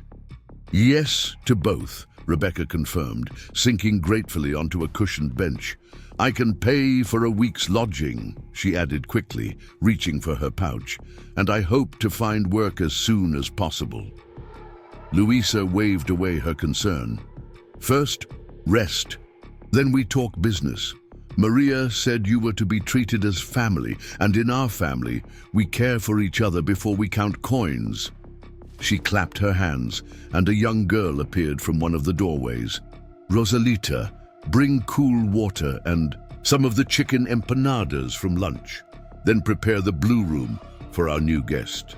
As Rosalita hurried to follow these instructions, Luisa settled herself opposite Rebecca. "Now, tell me how my cousin fares in that dusty little town. It has been too long since she visited Tucson." The next few hours passed in a blur of simple comforts: cool water, delicious food, a proper bath in a copper tub behind a screen in her room, and finally, a real bed with clean linens. The blue room at the Vasquez boarding house was similar in size to the one at Bitter Creek Trading Post, but furnished with more feminine touches. Curtains at the window, a small vase of desert wildflowers on the dresser, a colorful woven rug. On the tiled floor, Rebecca was asleep almost before her head touched the pillow, her body surrendering to the bone-deep exhaustion of her journey. She slept deeply, without dreams, and awoke the next morning momentarily disoriented by her surroundings. Before memory returned, a light knock at her door was followed by Rosalita's voice. "Miss Mitchell, breakfast is ready in the courtyard when you wish to join the others." "Thank you," Rebecca called back, pushing herself upright and testing her leg. The previous days, exertions had taken their toll. The muscles were stiff and uncooperative, the old pain flaring with even minimal movement. She dressed slowly, using the walking stick to brace herself, determined not to give in to the limitations of her body on her first full day in Tucson. The courtyard was bathed in morning sunlight when Rebecca emerged, revealing details she had missed in her exhaustion the previous evening. The fountain at its center featured a carved stone fish, with water flowing from its mouth. Potted cacti and flowering shrubs created pockets of color and texture, and the second-floor gallery was lined with flowering vines that provided both beauty and shade. A long table had been set near the fountain, where several people were already eating breakfast. Louisa noticed her immediately and waved her over. "Come, Rebecca, meet your fellow boarders." Rebecca made her way carefully to the table, acutely aware of the tapping of her walking stick against the tile and the awkward hitch in her gait. The other diners looked up with varying degrees of curiosity as Louisa made introductions. "This is Mr. Henderson, who teaches at the new school," Louisa began, indicating a thin man with spectacles who nodded politely. "And Miss Winters, who works at the mercantile," she continued, gesturing to a plain-faced woman, perhaps a few years older than Rebecca. "Mr. and Mrs. Donnelly are visiting from Boston. He's writing an article about the Southwest for an Eastern magazine." The Donnellys, a fashionable couple in their 30s, smiled with the slightly condescending interest of tourists. "How fascinating to meet someone who's actually lived in these frontier towns," Mrs. Donnelly gushed. "The authenticity of your experience would make a wonderful addition to my husband's article." Rebecca managed a tight smile as she took her seat, already uncomfortable with the woman's tone. "I'm not sure my experience is what your readers would find entertaining, Mrs. Donnelly." "Oh, but the East is positively captivated by tales of frontier hardship," the woman persisted. "The adversity, the primitive conditions, it's all so thrillingly different from civilization." Before Rebecca could respond, Miss Winters cut in with surprising sharpness. "I'm sure Miss Mitchell doesn't consider her life a source of thrilling entertainment for Eastern readers who've never known a day's real hardship." Mrs. Donnelly flushed slightly, but was saved from responding by Louisa's arrival with a platter of eggs and tortillas. "Eat, eat," she encouraged, placing generous portions before Rebecca. "You are too thin. Life is better faced with a full stomach." The conversation shifted to safer topics. The unseasonably warm weather, news of a new shipment of goods arriving at the mercantile, speculation about when the territorial governor might visit Tucson. Rebecca ate quietly, observing the dynamics around the table and wondering where she might fit in this new community. After breakfast, Louisa drew Rebecca aside. "Maria sent money with her note," she said quietly. "Enough for a month's lodging. She said it was payment for work you had done, but I think perhaps it was something more." Rebecca's throat tightened with unexpected emotion. "Your cousin has a generous heart." "She has a fair heart," Louisa corrected, "and so should all people." She patted Rebecca's hand. "Now, About work. I have spoken with Mrs. Amador at the dress shop. She needs someone with skilled hands for detailed work, embroidery, beading, fine seams. The pay is fair, and she does not mind. Physical differences, as long as the work is good. You've already spoken to her? Rebecca asked, surprised by Luisa's initiative. Luisa shrugged, a practical gesture. Why waste time? You need work. She needs a seamstress. I will take you there this afternoon if you feel strong enough. The dress shop, Amador Fashions, occupied a prime location near Tucson's main plaza. The front room displayed ready-made garments and fabric samples, while a back workroom housed 3 women bent over various sewing projects. Mrs. Amador herself was a tiny woman with impeccable posture and sharp eyes that evaluated Rebecca with professional interest rather than personal judgment. Luisa says, "You have experience with fine detail work," she said after introductions were complete. Rebecca nodded. I specialized in embellishments in copper springs, beadwork, embroidery, lace application. I also do alterations and can construct garments from patterns. Show me, Mrs. Amador replied, leading her to a work table where pieces of silk fabric had been laid out alongside threads, beads, and sketch designs. This is for the banker's wife's anniversary celebration. The design calls for beaded flowers along the neckline and cuffs. Rebecca settled at the table, conscious of being observed not just by Mrs. Amador, but by the other seamstresses as well. Her hands, unlike her leg, had never failed her. They moved with practiced precision as she selected an appropriately sized needle, threaded it with silk in a shade that complemented the fabric, and began creating the delicate framework for the beaded embellishment. Mrs. Amador watched in silence for several minutes, her expression revealing nothing. When Rebecca completed the first small flower, adding tiny seed pearls at its center, the dressmaker nodded once, decisively. "You may start tomorrow," she said. 8 in the morning until 5 with an hour for lunch, Saturdays until noon, Sundays off. Pay is weekly, fair but not generous at first. If your work remains of this quality, we will discuss increases. "Thank you, Mrs. Amador," Rebecca replied, relief washing through her. A job, an income, a chance to support herself. These were the foundations of the independence she craved. "Your leg," Mrs. Amador added, her tone practical rather than pitying. "Does it pain you when sitting for long periods?" Rebecca appreciated the straightforward question. "Sometimes I do better if I can stand and stretch occasionally." Mrs. Amador nodded. "Reasonable. We all need movement. Isabel has a bad back. Consuelo gets headaches from close work, and my eyes tire by late afternoon. We accommodate each other's needs as long as the work gets done." She gestured toward a stool in the corner. "That one has a back support. It might suit you better than the bench." It was such a simple thing, this matter-of-fact acknowledgement of her physical limitations, coupled with a practical solution that neither highlighted her difference nor ignored it. Rebecca felt something tight within her chest begin to loosen. A knot of defensive pride and fear of rejection that had become so familiar, she'd stopped noticing its constant presence. Walking back to the boarding house with Luisa, Rebecca felt lighter despite her leg's persistent ache. "Mrs. Amador seems fair," she commented. Luisa snorted softly. "Carmela Amador is exacting and sometimes too blunt, but yes, she is fair. Her own mother had a club foot, so she understands that bodies and abilities come in different forms." She glanced at Rebecca. "You will do well there, I think. And now we must celebrate your new position. Tonight, I make my special tamales."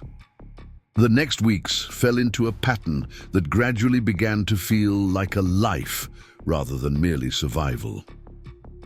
Rebecca rose early each morning, breakfasted with the other boarders, and walked the 6 blocks to Amador Fashions. The work was engaging and sometimes challenging, particularly as she learned the preferences of Tucson's wealthier clients, but her skills were valued and her contributions acknowledged. In the evenings, she usually shared dinner in the boarding house courtyard, sometimes participating in the conversations that flowed around the table. Other times, content to listen as Mr. Henderson discussed his students' progress, or Miss Winters shared gossip from the mercantile.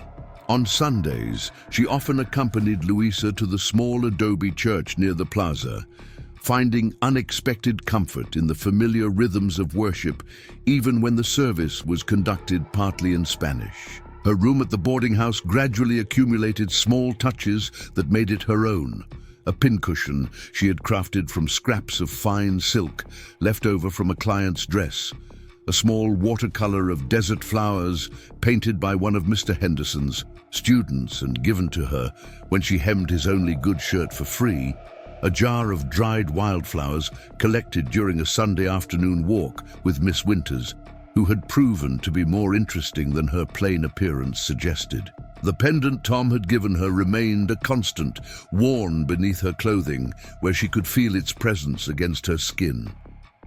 She thought of him often, wondering where his travels had taken him, if he ever thought of her, if he would truly seek her out in Tucson, as he had suggested.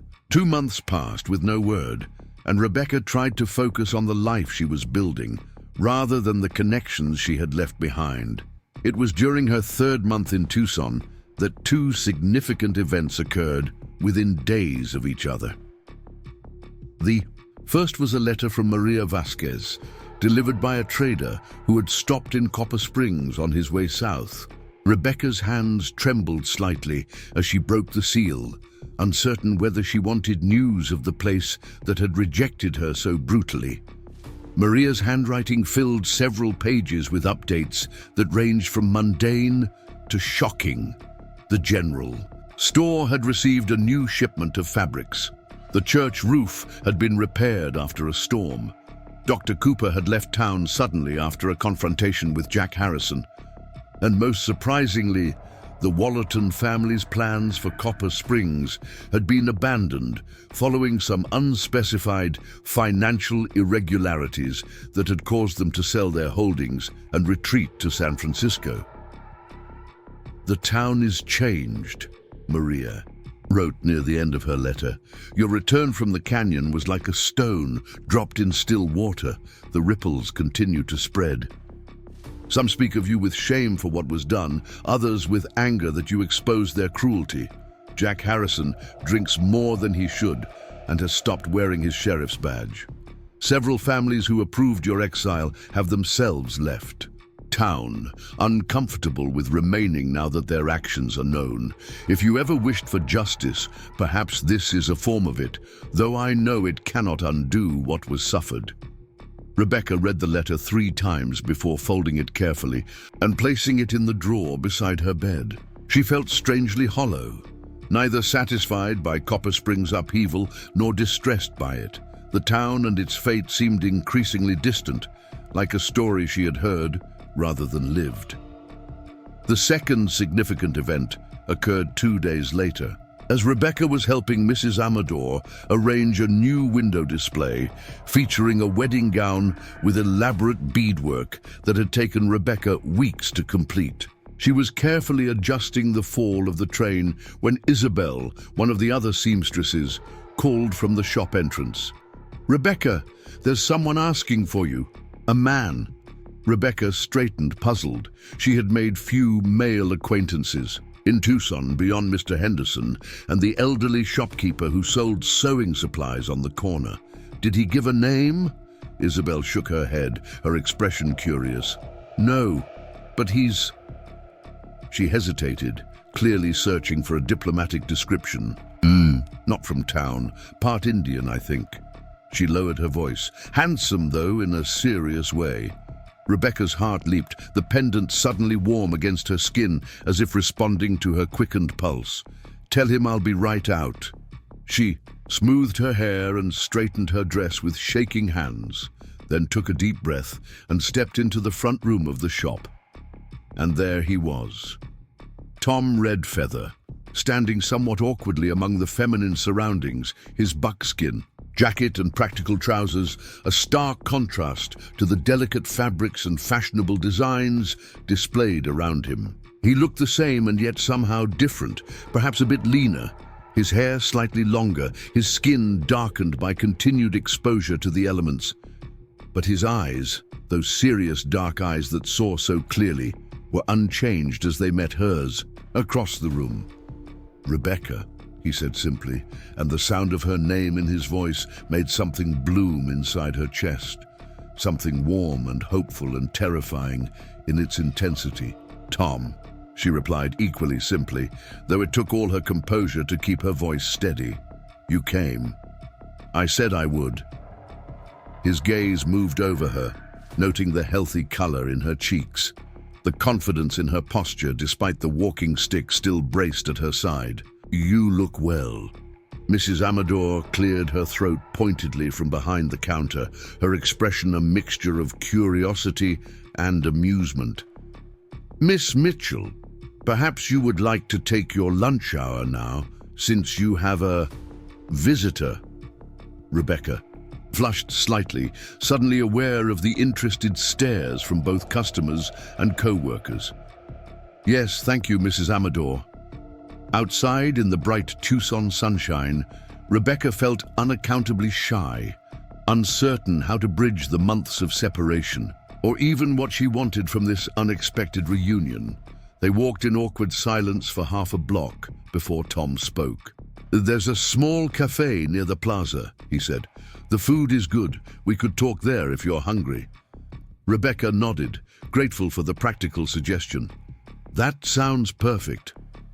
The cafe was a small adobe building with a covered patio where patrons could eat while watching the plaza's activities. They found a table in a relatively quiet corner, and a young Mexican woman quickly brought them water and took their order for stew and cornbread. "How long have you been in Tucson?" Rebecca asked once they were alone. 3 days, Tom replied. "I needed to conclude some business with the army at Fort Lowell first." The knowledge that he had been in the same city for 3 days without seeking her out immediately sent a strange pang through Rebecca. "I see," she said carefully. "And how long will you stay?" Tom seemed to sense the unasked question beneath her words. "I wanted to be certain of my reception before I came to find you," he explained. 3 months is a long time. Lives change. People change. "And has yours changed?" Rebecca asked, unable to read his careful expression. Tom considered the question with his usual thoughtfulness. "Yes and no. I still work as a scout when needed. I still spend time with my mother's people in Hidden Valley. I still gather healing plants and tend to those who need care." He paused, something shifting in his dark eyes. "But I find myself less content with solitude than I once was."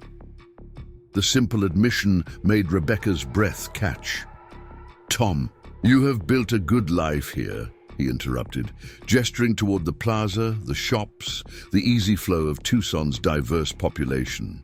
"I see it in how you move, how you speak. You've found your place." "A place," Rebecca corrected softly, "but perhaps not the only one I could belong." She hesitated, then added, "The pendant you gave me, I wear it still, every day." Tom's expression softened, the guarded look giving way to something warmer. "It suits you, transformation without loss of self." Their meal arrived, temporarily pausing the conversation. But as they ate, the initial awkwardness between them gradually dissolved. Tom told her of his winter in Hidden Valley, of the young Apache children he had begun teaching about medicinal plants, of his plans to build a more permanent dwelling near a sacred spring where both Apache and settlers could come for healing. Rebecca shared stories of her work at the dress shop, of Louisa's kindness, of the letter from Maria, and the changes in Copper Springs. She found herself laughing as she described Mrs. Donnelly's obsession with authentic frontier experiences while refusing to eat anything spicier than boiled potatoes. and was rewarded with one of Tom's rare smiles, a transformation that lit his serious face from within. As their meal concluded, Tom reached across the table, his fingers brushing hers in a gesture reminiscent of their parting 3 months earlier. "I cannot stay in Tucson long," he said, "but I will return if you wish it." Rebecca turned her hand to clasp his properly, no longer concerned with who might see or what they might think. "I would like that very much." Tom's fingers tightened around hers. "The spring I told you about. It's a day's ride from here. Not and too far to visit when your work allows." He hesitated, then added, "It could be a place where someone belongs to herself first, but perhaps not only to herself." The implication was clear, even couched in Tom's careful way of speaking. He was offering not just continued connection, but the possibility of a shared future, one that would respect her hard-won independence while adding something she had begun to realize she wanted: companionship, understanding, and perhaps in time, love. "I would like to see this spring," Rebecca said softly, "when it's built." A weight seemed to lift from Tom's shoulders, his expression clearing like a desert sky after rain. "Then I will build it well," he promised. As they walked back toward the dress shop, their hands occasionally brushing against each other, Rebecca reflected on the strange, painful journey that had brought her to this moment. Left to die in a canyon because her broken body offended others' sensibilities, she had instead found strength she never knew she possessed. The world had tried to bury her, not realizing she was a seed. And now, against all odds, she was not merely surviving. She was beginning to truly flourish. The months that followed took on a rhythm that surprised Rebecca with its naturalness. Tom Redfeather came to Tucson every few weeks, staying for 2 or 3 days before returning to his work at the spring. Each visit deepened their connection, conversations flowing more easily, silences becoming comfortable rather than awkward, small gestures of affection, a hand offered to steady her on uneven ground, fingers brushing against her cheek to tuck away a stray strand of hair, becoming part of their shared language. During his 3rd visit, he invited her to see the spring. "It's taking shape now," he explained as they walked through Tucson's plaza one evening. "The main dwelling is built, and I've started on a separate structure that could serve as a treatment room for those who come seeking healing." "You're creating a kind of hospital?" Rebecca asked, intrigued by this evolution of his work. Tom considered this, then shook his head slightly. "Not exactly. The army has doctors, the towns have their physicians. What I offer is different. The knowledge of my mother's people, combined with what my father taught me about Western medicine. There are people who trust neither fully, but might accept both together." Rebecca understood immediately. "People who exist between worlds like you." "Like us," Tom corrected gently. "Would you come see it? Santiago has offered his wagon for the journey if you feel strong enough for the trip." The invitation both thrilled and terrified her. To see the spring would be to step beyond the safe boundaries she had established in Tucson, to acknowledge that her connection with Tom might lead somewhere beyond occasional visits and careful conversations. Yet, the prospect of seeing this place he spoke of with such quiet passion was undeniably compelling. "I would need to request time from Mrs. Amador," she said, practical concerns surfacing first, "and speak with Louisa about my absence." "Of course," Tom agreed. "There is no rush. The spring has flowed for centuries. It will wait for when you are ready." But the truth was, Rebecca realized later that night, as she lay in her bed at the boarding house, she didn't want to wait. 3 months in Tucson had given her stability, dignity, and a measure of acceptance she had not known in Copper Springs. Yet stability, she was beginning to understand, was not the same as happiness. Security was not fulfillment. Acceptance was not belonging. The following morning, she approached Mrs. Amador with her request. The dressmaker listened with raised eyebrows, but nodded her agreement. 3 days, no more. The governor's wife has commissioned a gown for the Founders' Day celebration, and your beadwork is essential. Louisa was more direct in her reaction. So the handsome scout has invited you to his home, she observed with a knowing smile. It is about time. I was beginning to wonder if he was blind as well as serious.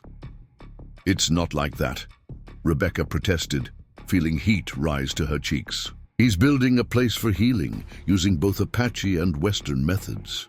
He wants me to see it. Louisa's smile only widened. Of course, a professional consultation only. She patted Rebecca's hand. Take my good shawl. The nights are cool in the hills. And remember that a man who builds a home is thinking of more than just the present.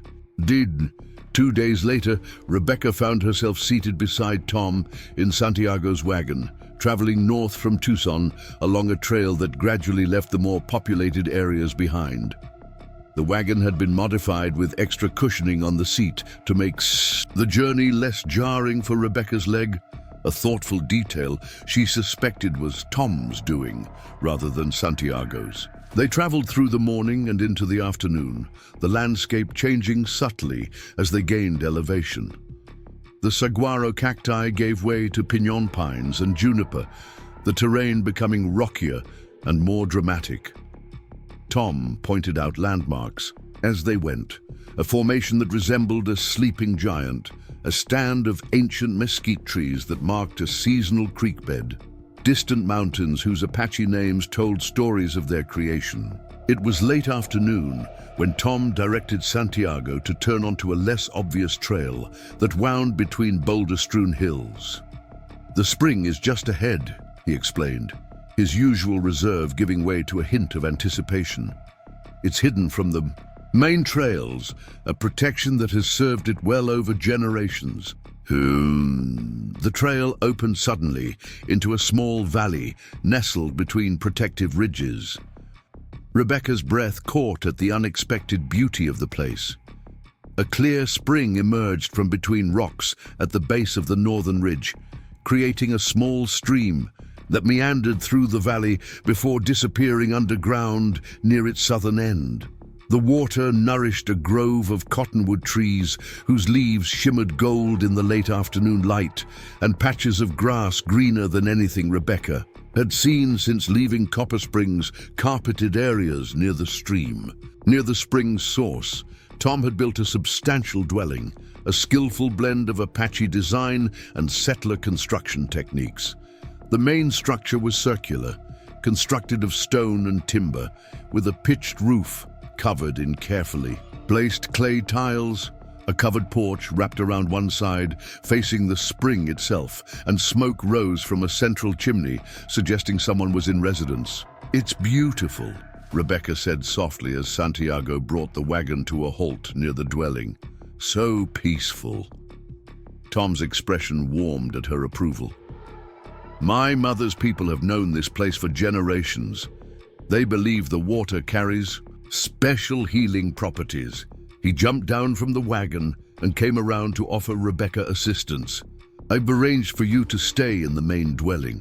I'll use the smaller structure for now. As if on cue, the door of the main dwelling opened and a young Apache woman stepped out, watching their arrival with curious eyes. She was perhaps 16 or 17, dressed in a practical blend of traditional and settler clothing, her long black hair braided with small wooden beads. This is Mourning Dove, Tom explained as he helped Rebecca down from the wagon. She is the daughter of my mother's cousin and has been helping me establish the healing place. She's learning both traditions of medicine. Rebecca nodded a greeting to the girl, who returned the gesture solemnly before speaking to Tom in Apache. He replied briefly, then turned back to Rebecca. She says the evening meal is nearly ready, and she has prepared the guest room for you. While Santiago unhitched his horses and tended to their needs, Tom showed Rebecca inside the dwelling. The interior was larger than it appeared from outside, with a central living area organized around a stone hearth where a cooking fire burned steadily. Doorways led off to smaller rooms, and windows placed to catch both morning and afternoon.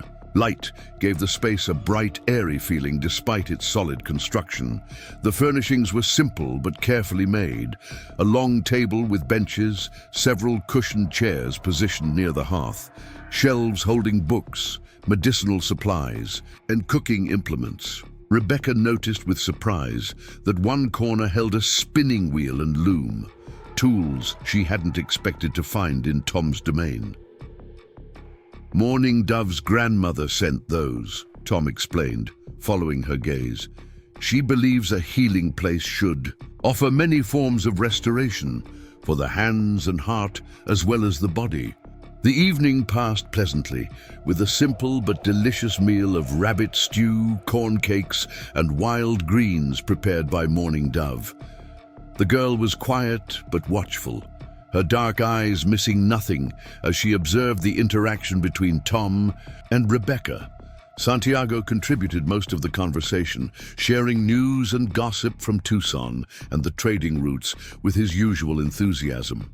After the meal, Mourning Dove slipped away to her own small dwelling nearby, and Santiago excused himself to check on his horses, leaving Tom and Rebecca alone beside the hearth.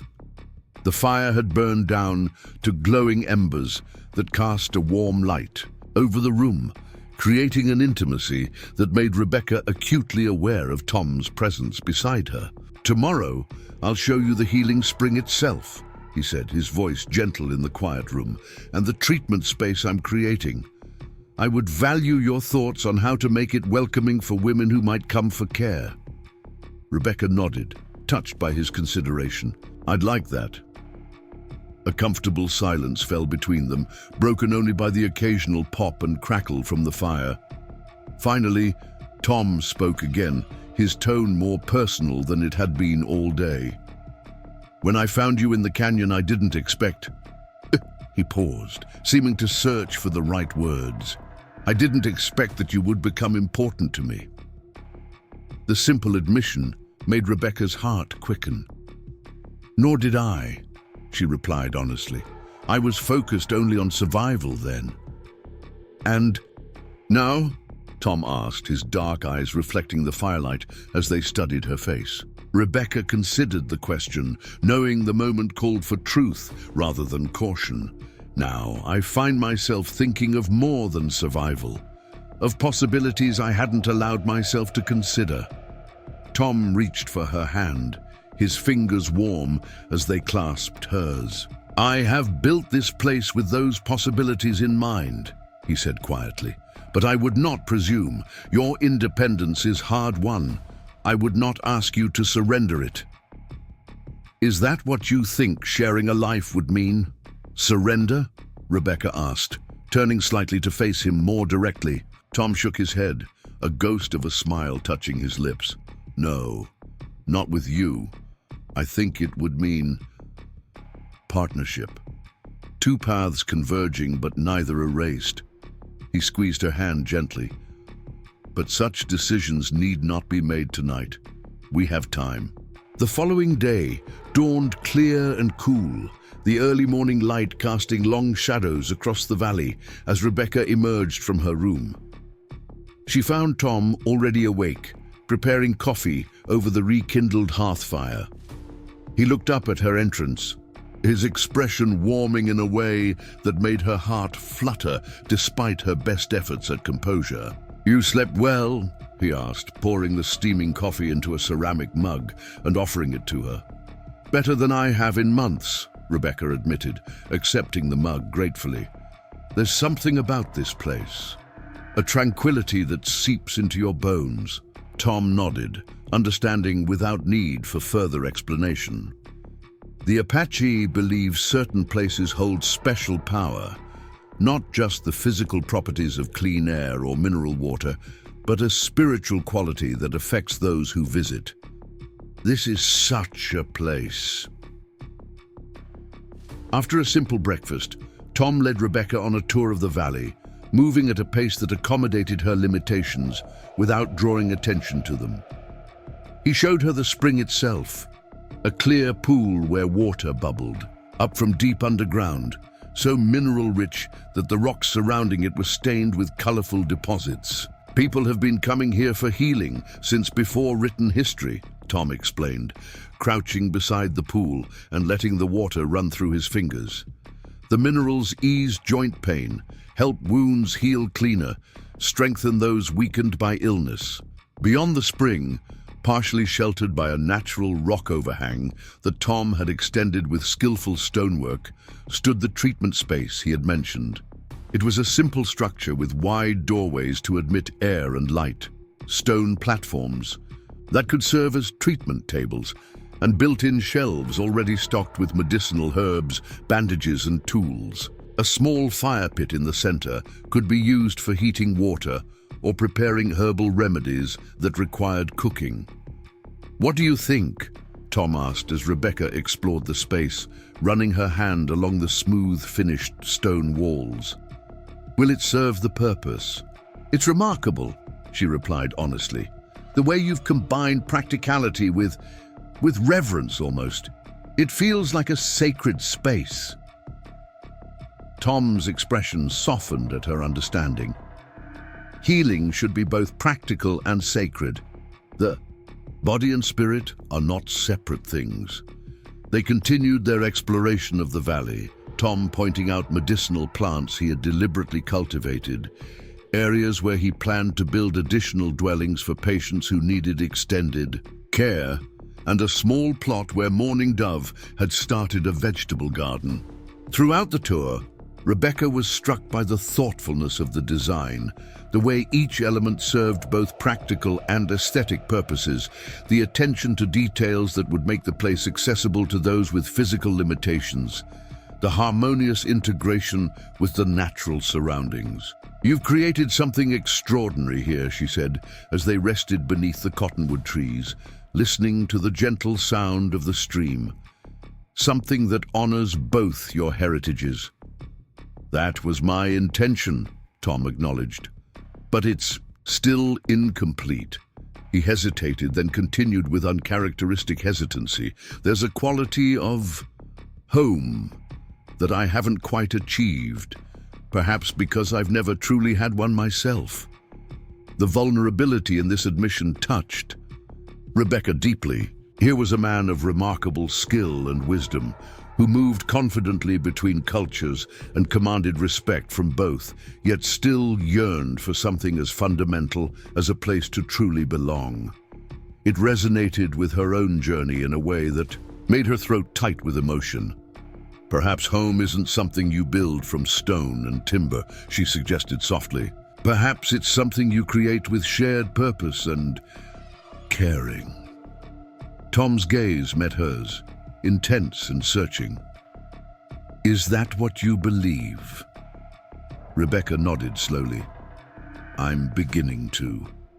The moment stretched between them, full of unspoken possibilities, until Santiago's voice called from near the main dwelling, breaking the spell. "Tom, riders approaching from the north." Tom was on his feet immediately, his expression shifting from tender to alert in an instant. "Stay here," he instructed Rebecca. "It's probably nothing concerning, but until I know who it is." He strode quickly toward the dwelling, his hand moving instinctively to the knife at his belt. Rebecca watched him go, then deliberately rose, and followed at a slower pace, unwilling to be left behind, like someone who needed protection rather than information. By the time she reached the clearing in front of the dwelling, 3 riders had arrived, 2 Apache men, and, surprisingly, a white woman. The men remained mounted, watchful and serious, while the woman dismounted somewhat awkwardly, her movements suggesting she was unaccustomed to horseback riding. She was perhaps 40, dressed in a practical riding skirt and jacket, her brown hair streaked with gray and pulled back in a severe bun.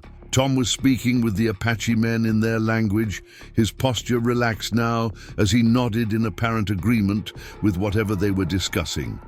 The white woman stood slightly apart, her expression a mixture of exhaustion and wariness as she surveyed the healing compound. When her gaze fell on Rebecca approaching with her walking stick, something like relief flickered across her face. "You're here for healing?" she called, taking a step toward Rebecca. "So am I. I wasn't sure there would be women." Before Rebecca could respond, Tom turned from his conversation with the men and addressed the newcomer. "Mrs. Elliott, this is Rebecca Mitchell. She is..." He hesitated almost imperceptibly. "A friend who is visiting. Rebecca, this is Margaret Elliott from the settlement at Willow Creek." Rebecca nodded a greeting, studying the woman with interest. There was something familiar in her demeanor, a carefully maintained dignity, despite obvious discomfort, a wariness born of past rejection. "It's a pleasure to meet you, Mrs. Elliott. These men were kind enough to guide me," Mrs. Elliott explained, gesturing toward the mounted Apache. "I wasn't certain I'd find the place on my own. And my husband..." She broke off, her expression tightening. "Well, he doesn't know I've come." Tom nodded, apparently unsurprised by this revelation. "You're here about the headaches." Mrs. Elliott looked startled. "How did you know?" "You wrote to me last month," Tom reminded her gently. "After Henry, Goodwater told you about the treatments here." "Yes, of course," Mrs. Elliott agreed, her hand rising unconsciously to her temple. "I apologize. The pain makes it difficult to think clearly sometimes." "Come inside," Tom invited, gesturing toward the dwelling. "You must be tired from the journey. We'll talk about treatment after you've rested." As they moved toward the dwelling, Rebecca fell into step beside Mrs. Elliott, noting the way the older woman squinted against even the moderate afternoon light. "How long have you suffered from the headaches?" she asked sympathetically. "Years," Mrs. Elliott replied. "They began after a fall from a wagon. Nothing seemed broken, but the pain in my head never truly went away. It comes and goes, but lately..." She sighed. "Lately, it's been almost constant. The doctor in Willow Creek says it's female hysteria and prescribes laudanum, which only makes me so foggy I can't function." "And your husband?" Rebecca prompted gently, hearing something unspoken in the woman's earlier comment. Mrs. Elliott's mouth tightened. "Edward believes a proper Christian woman should seek healing through prayer and proper medical channels, not from savage remedies, as he calls them. He's the minister at Willow Creek," she added, as if this explained everything. "But I can't go on like this. The pain is destroying my life, my ability to serve my community, my relationship with my children. So I came anyway." The simple courage of this decision, to defy her husband's wishes, to risk disapproval from her community, to seek help from a source others condemned, struck Rebecca forcefully. Here was another woman making the difficult choice to trust her own judgment about her needs rather than submitting to others' definitions of propriety or acceptability.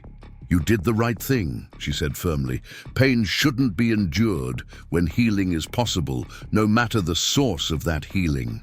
Mrs. Elliott studied her with newfound interest. "You speak from experience, I think." Rebecca nodded, unconsciously shifting her weight to ease the persistent ache in her damaged leg. "Different circumstances, but yes, I've learned that sometimes we must find our own path to healing, even when others disapprove." Inside the dwelling, Mourning Dove had already begun preparing tea and a light meal for the unexpected guest. The Apache men declined to enter, preferring to water their horses and rest in the shade of the cottonwoods before beginning their return journey. Tom directed Mrs. Elliott to the same guest room Rebecca had used, suggesting she rest until dinner.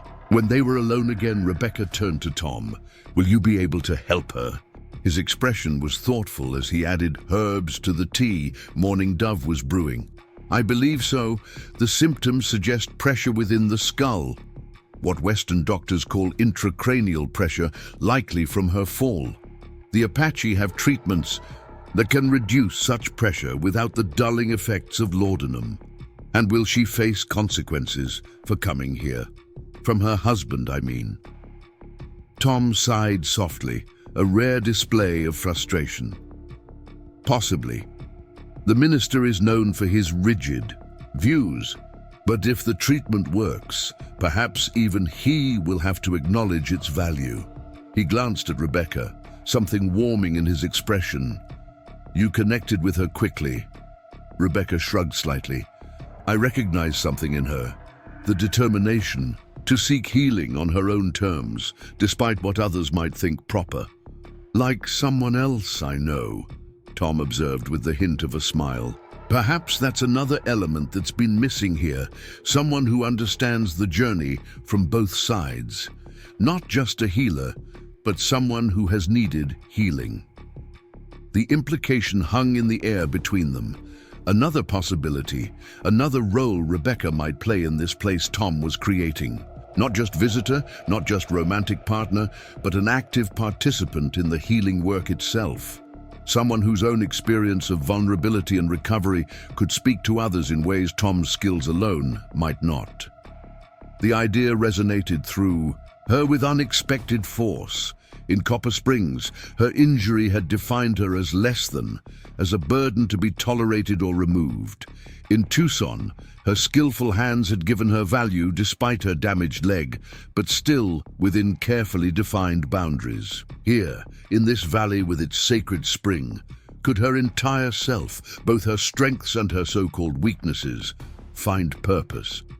I should help Morning Dove with the meal, she said finally, needing time to process these new thoughts. Mrs. Elliot will be hungry when she wakes. Tom nodded, understanding as always her need for space to think. Of course, I'll check on Santiago and the horses. The evening meal was a quiet affair, with Mrs. Elliot still suffering from the effects of her journey and the persistent pain in her head. Tom described the treatment he proposed, a combination of herbal preparations, targeted pressure on specific points, and mineral baths in the spring itself, and suggested a schedule that would require her to stay at the healing compound for at least a week. A week? Mrs. Elliot looked dismayed. Edward will never allow it. I told him I was visiting my sister in Tucson for 2 days. The treatment requires time, Tom explained gently, and the healing properties of the spring work gradually, not instantly. Mrs. Elliot's shoulders slumped, defeat written in the lines of her face. Then I've come for nothing. I can't stay without causing a scandal that would destroy Edward's position in the community. Rebecca, who had been listening quietly, suddenly spoke up. What if you weren't alone? Would that make a difference, having another woman here as a sort of chaperone? Mrs. Elliot looked up, hope flickering across her pain-lined features. Yes, perhaps. If I could write to Edward saying I'd met an acquaintance at my sister's who recommended this treatment and that she had accompanied me. She glanced at Rebecca. But I couldn't ask such a thing of you. You're only visiting yourself. Before Rebecca could respond, Tom interjected, Perhaps this is a conversation for morning. You're tired, Mrs. Elliot, and decisions made in pain are not always the clearest. After helping Mrs. Elliot settle for the night with a mild sedative tea to ease her pain enough for sleep, Rebecca found herself once again alone with Tom beside the hearth. The events of the day had shifted something between them, creating a new dimension to their still evolving relationship. You offered to stay, Tom observed, his tone carefully neutral, to help with Mrs. Elliot's treatment. Rebecca nodded slowly. It seemed the right thing. She's come so far, taken such a risk to seek healing, to be turned away because of social conventions. She shook her head. It's too familiar. And your work in Tucson? Tom asked. "Mrs. Amador expected you back in 3 days." "I could send word with Santiago tomorrow," Rebecca suggested. "Explain the situation. She might not be pleased, but she would understand, especially for a minister's wife who could become a valuable client." Tom studied her face in the firelight. "And is that the only reason? To help Mrs. Elliot?" Rebecca met his gaze directly, knowing the moment called for complete honesty. "No. Being here, seeing what you've created, meeting Mrs. Elliot, it's made me think about purpose in a different way." She took a deep breath. "In Copper Springs, I was defined by what I couldn't do because of my leg. In Tucson, I've been valued for what my hands can create despite my leg. But here?" "Here?" Tom prompted softly when she paused. "Here, I sense the possibility of being valued for my whole self," Rebecca continued. "Not despite my injury or around it, but including it as part of what might make me effective in helping others who are seeking their own healing." Tom reached for her hand, his fingers warm and strong as they closed around hers. "I've felt it too," he admitted. "Watching you with Mrs. Elliot today, you understood her in a way I couldn't, connected with her fears and hopes in a way that went beyond medical needs." "We could work together," Rebecca suggested, the idea taking clearer shape as she spoke. "You with your medical knowledge, me with my," she smiled slightly, "expertise in navigating a world that prefers wholeness and conformity. A partnership," Tom said, echoing their conversation from the previous evening, but with new meaning layered into the words. "Yes," Rebecca agreed softly.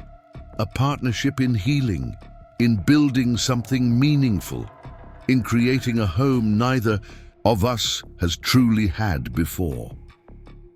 Tom's expression softened, the careful reserve he maintained with others giving way to a tenderness reserved only for her. "I would like that," he said simply. "Very much." As the fire burned low and the night deepened, around the healing compound, Rebecca and Tom sat together, hands clasped, spinning tentative plans for a shared future. There were practical matters to consider. Her room at the boarding house, her position at the dress shop, the adjustments needed to make the compound suitable for longer-term residence.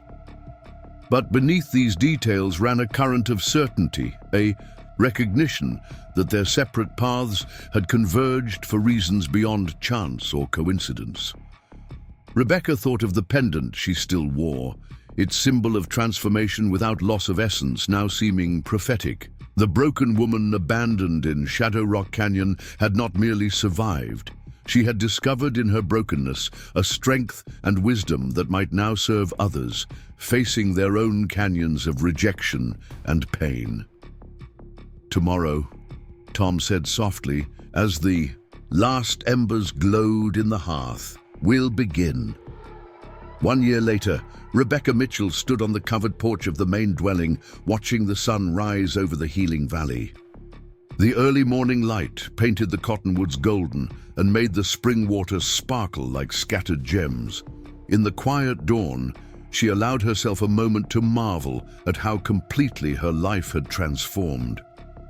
The healing compound now consisted of 5 structures: the main dwelling she shared with Tom, the treatment room near the spring, 2 patient cottages, and Mourning Dove's small home. A carefully designed path of smooth stones connected them all, making access possible even for those with limited mobility.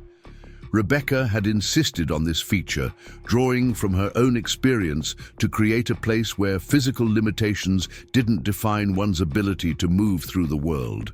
The reputation of the healing spring had grown steadily over the months.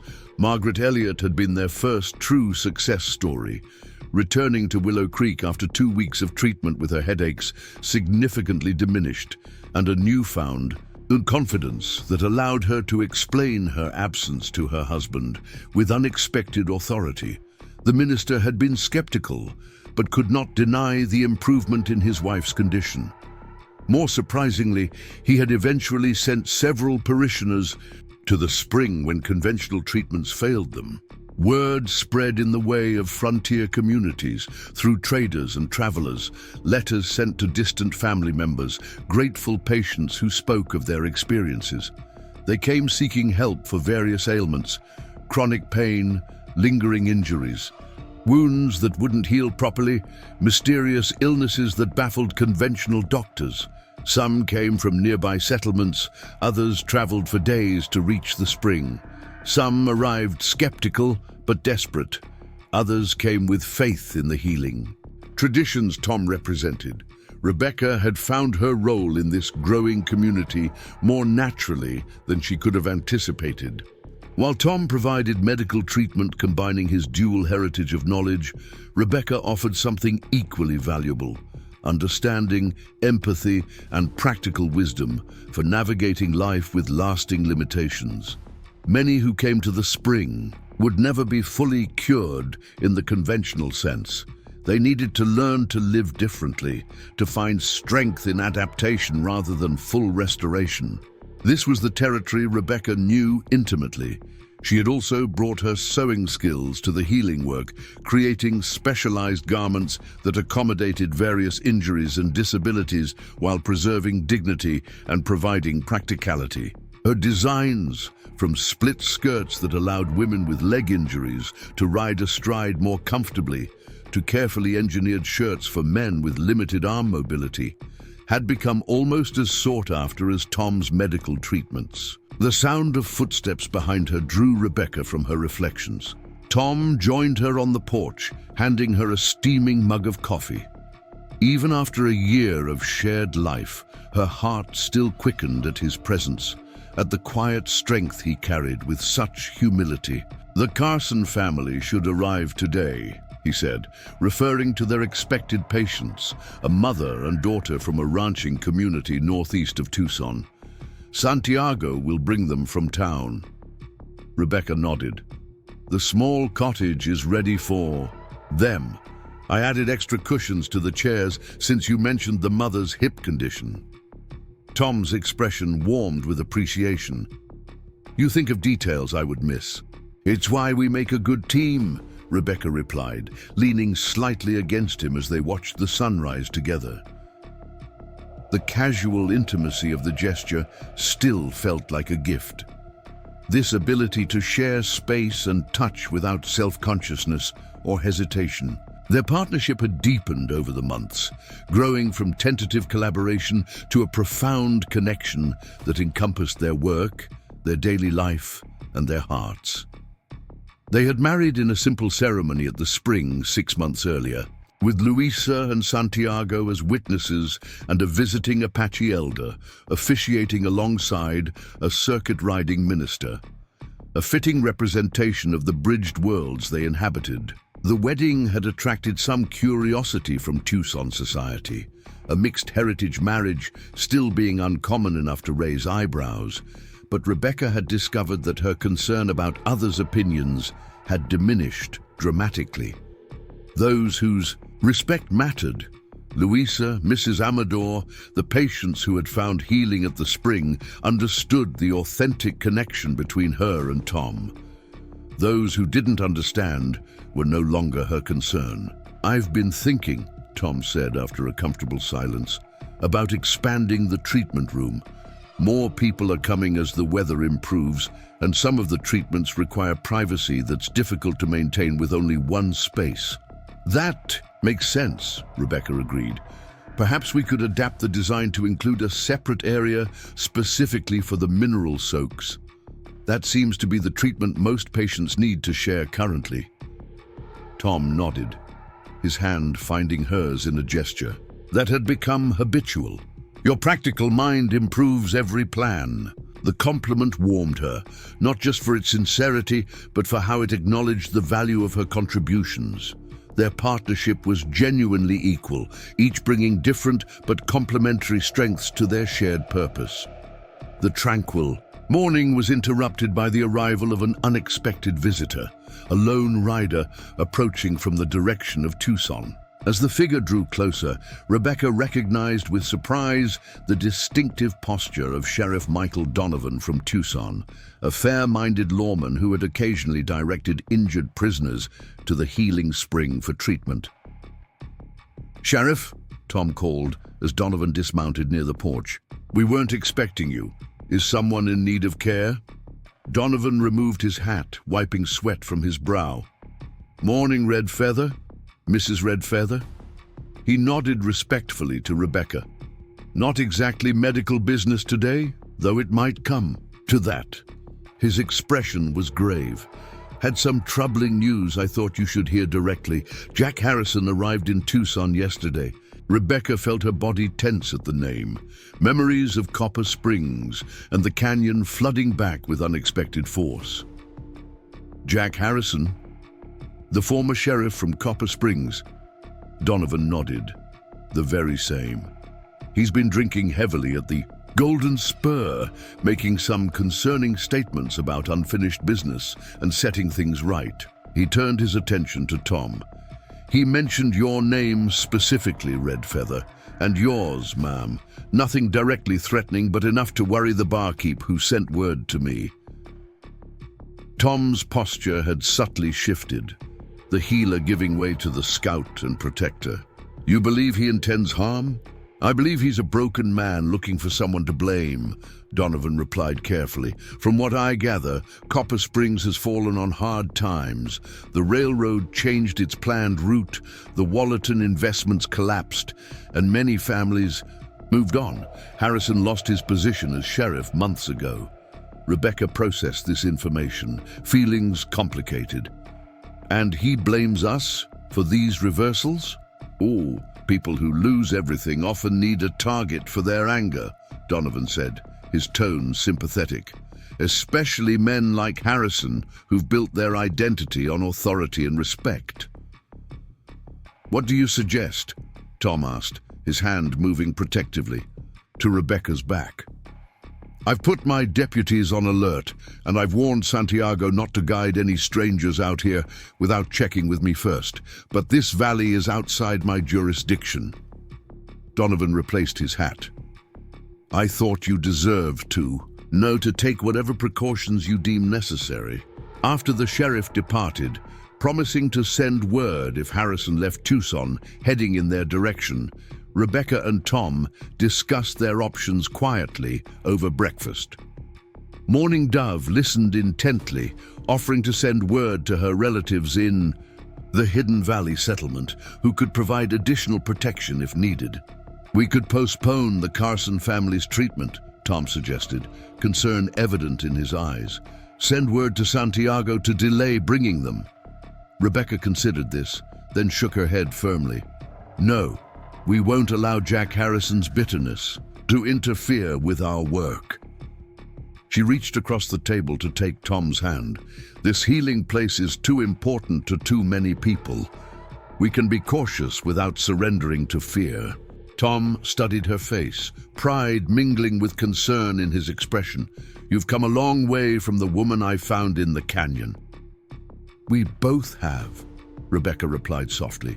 "And that journey is precisely why we can't turn back now." They spent the morning making prudent preparations, securing the compound, moving valuable medicines to safer storage, ensuring clear sightlines around the perimeter of the valley. Tom checked and cleaned his rifle, a task Rebecca had rarely seen him perform except before hunting expeditions. Morning Dove rode to a nearby ridge where she could watch the approach trails without being seen. By midday, Santiago's wagon appeared on the main trail, carrying the Carson family as expected. Mrs. Carson was a weathered woman in her 50s with the sturdy build of someone who had worked hard her entire life. Her daughter, Emma, was around, 16, thin and pale with a pronounced limp and evidence of a spinal curvature that bent her posture awkwardly. Rebecca welcomed them warmly, helping Mrs. Carson down from the wagon while Tom assisted Emma. The girl's eyes widened slightly at the sight of Rebecca's walking stick and distinctive gait, but there was no pity in her gaze, only a flash of recognition, of possibility. As Rebecca showed them to their cottage and explained the treatment schedule Tom had planned, she found herself speaking with particular empathy to Emma. "The mineral spring won't straighten your spine completely," she explained gently, "but the treatments can reduce pain and prevent further curvature. And there are ways to build strength that work with your body's unique structure rather than fighting against it." "You understand," Emma said softly, her voice holding wonder. "The doctor in Prescott only talked about how I'd never be normal, never marry, never have a real life."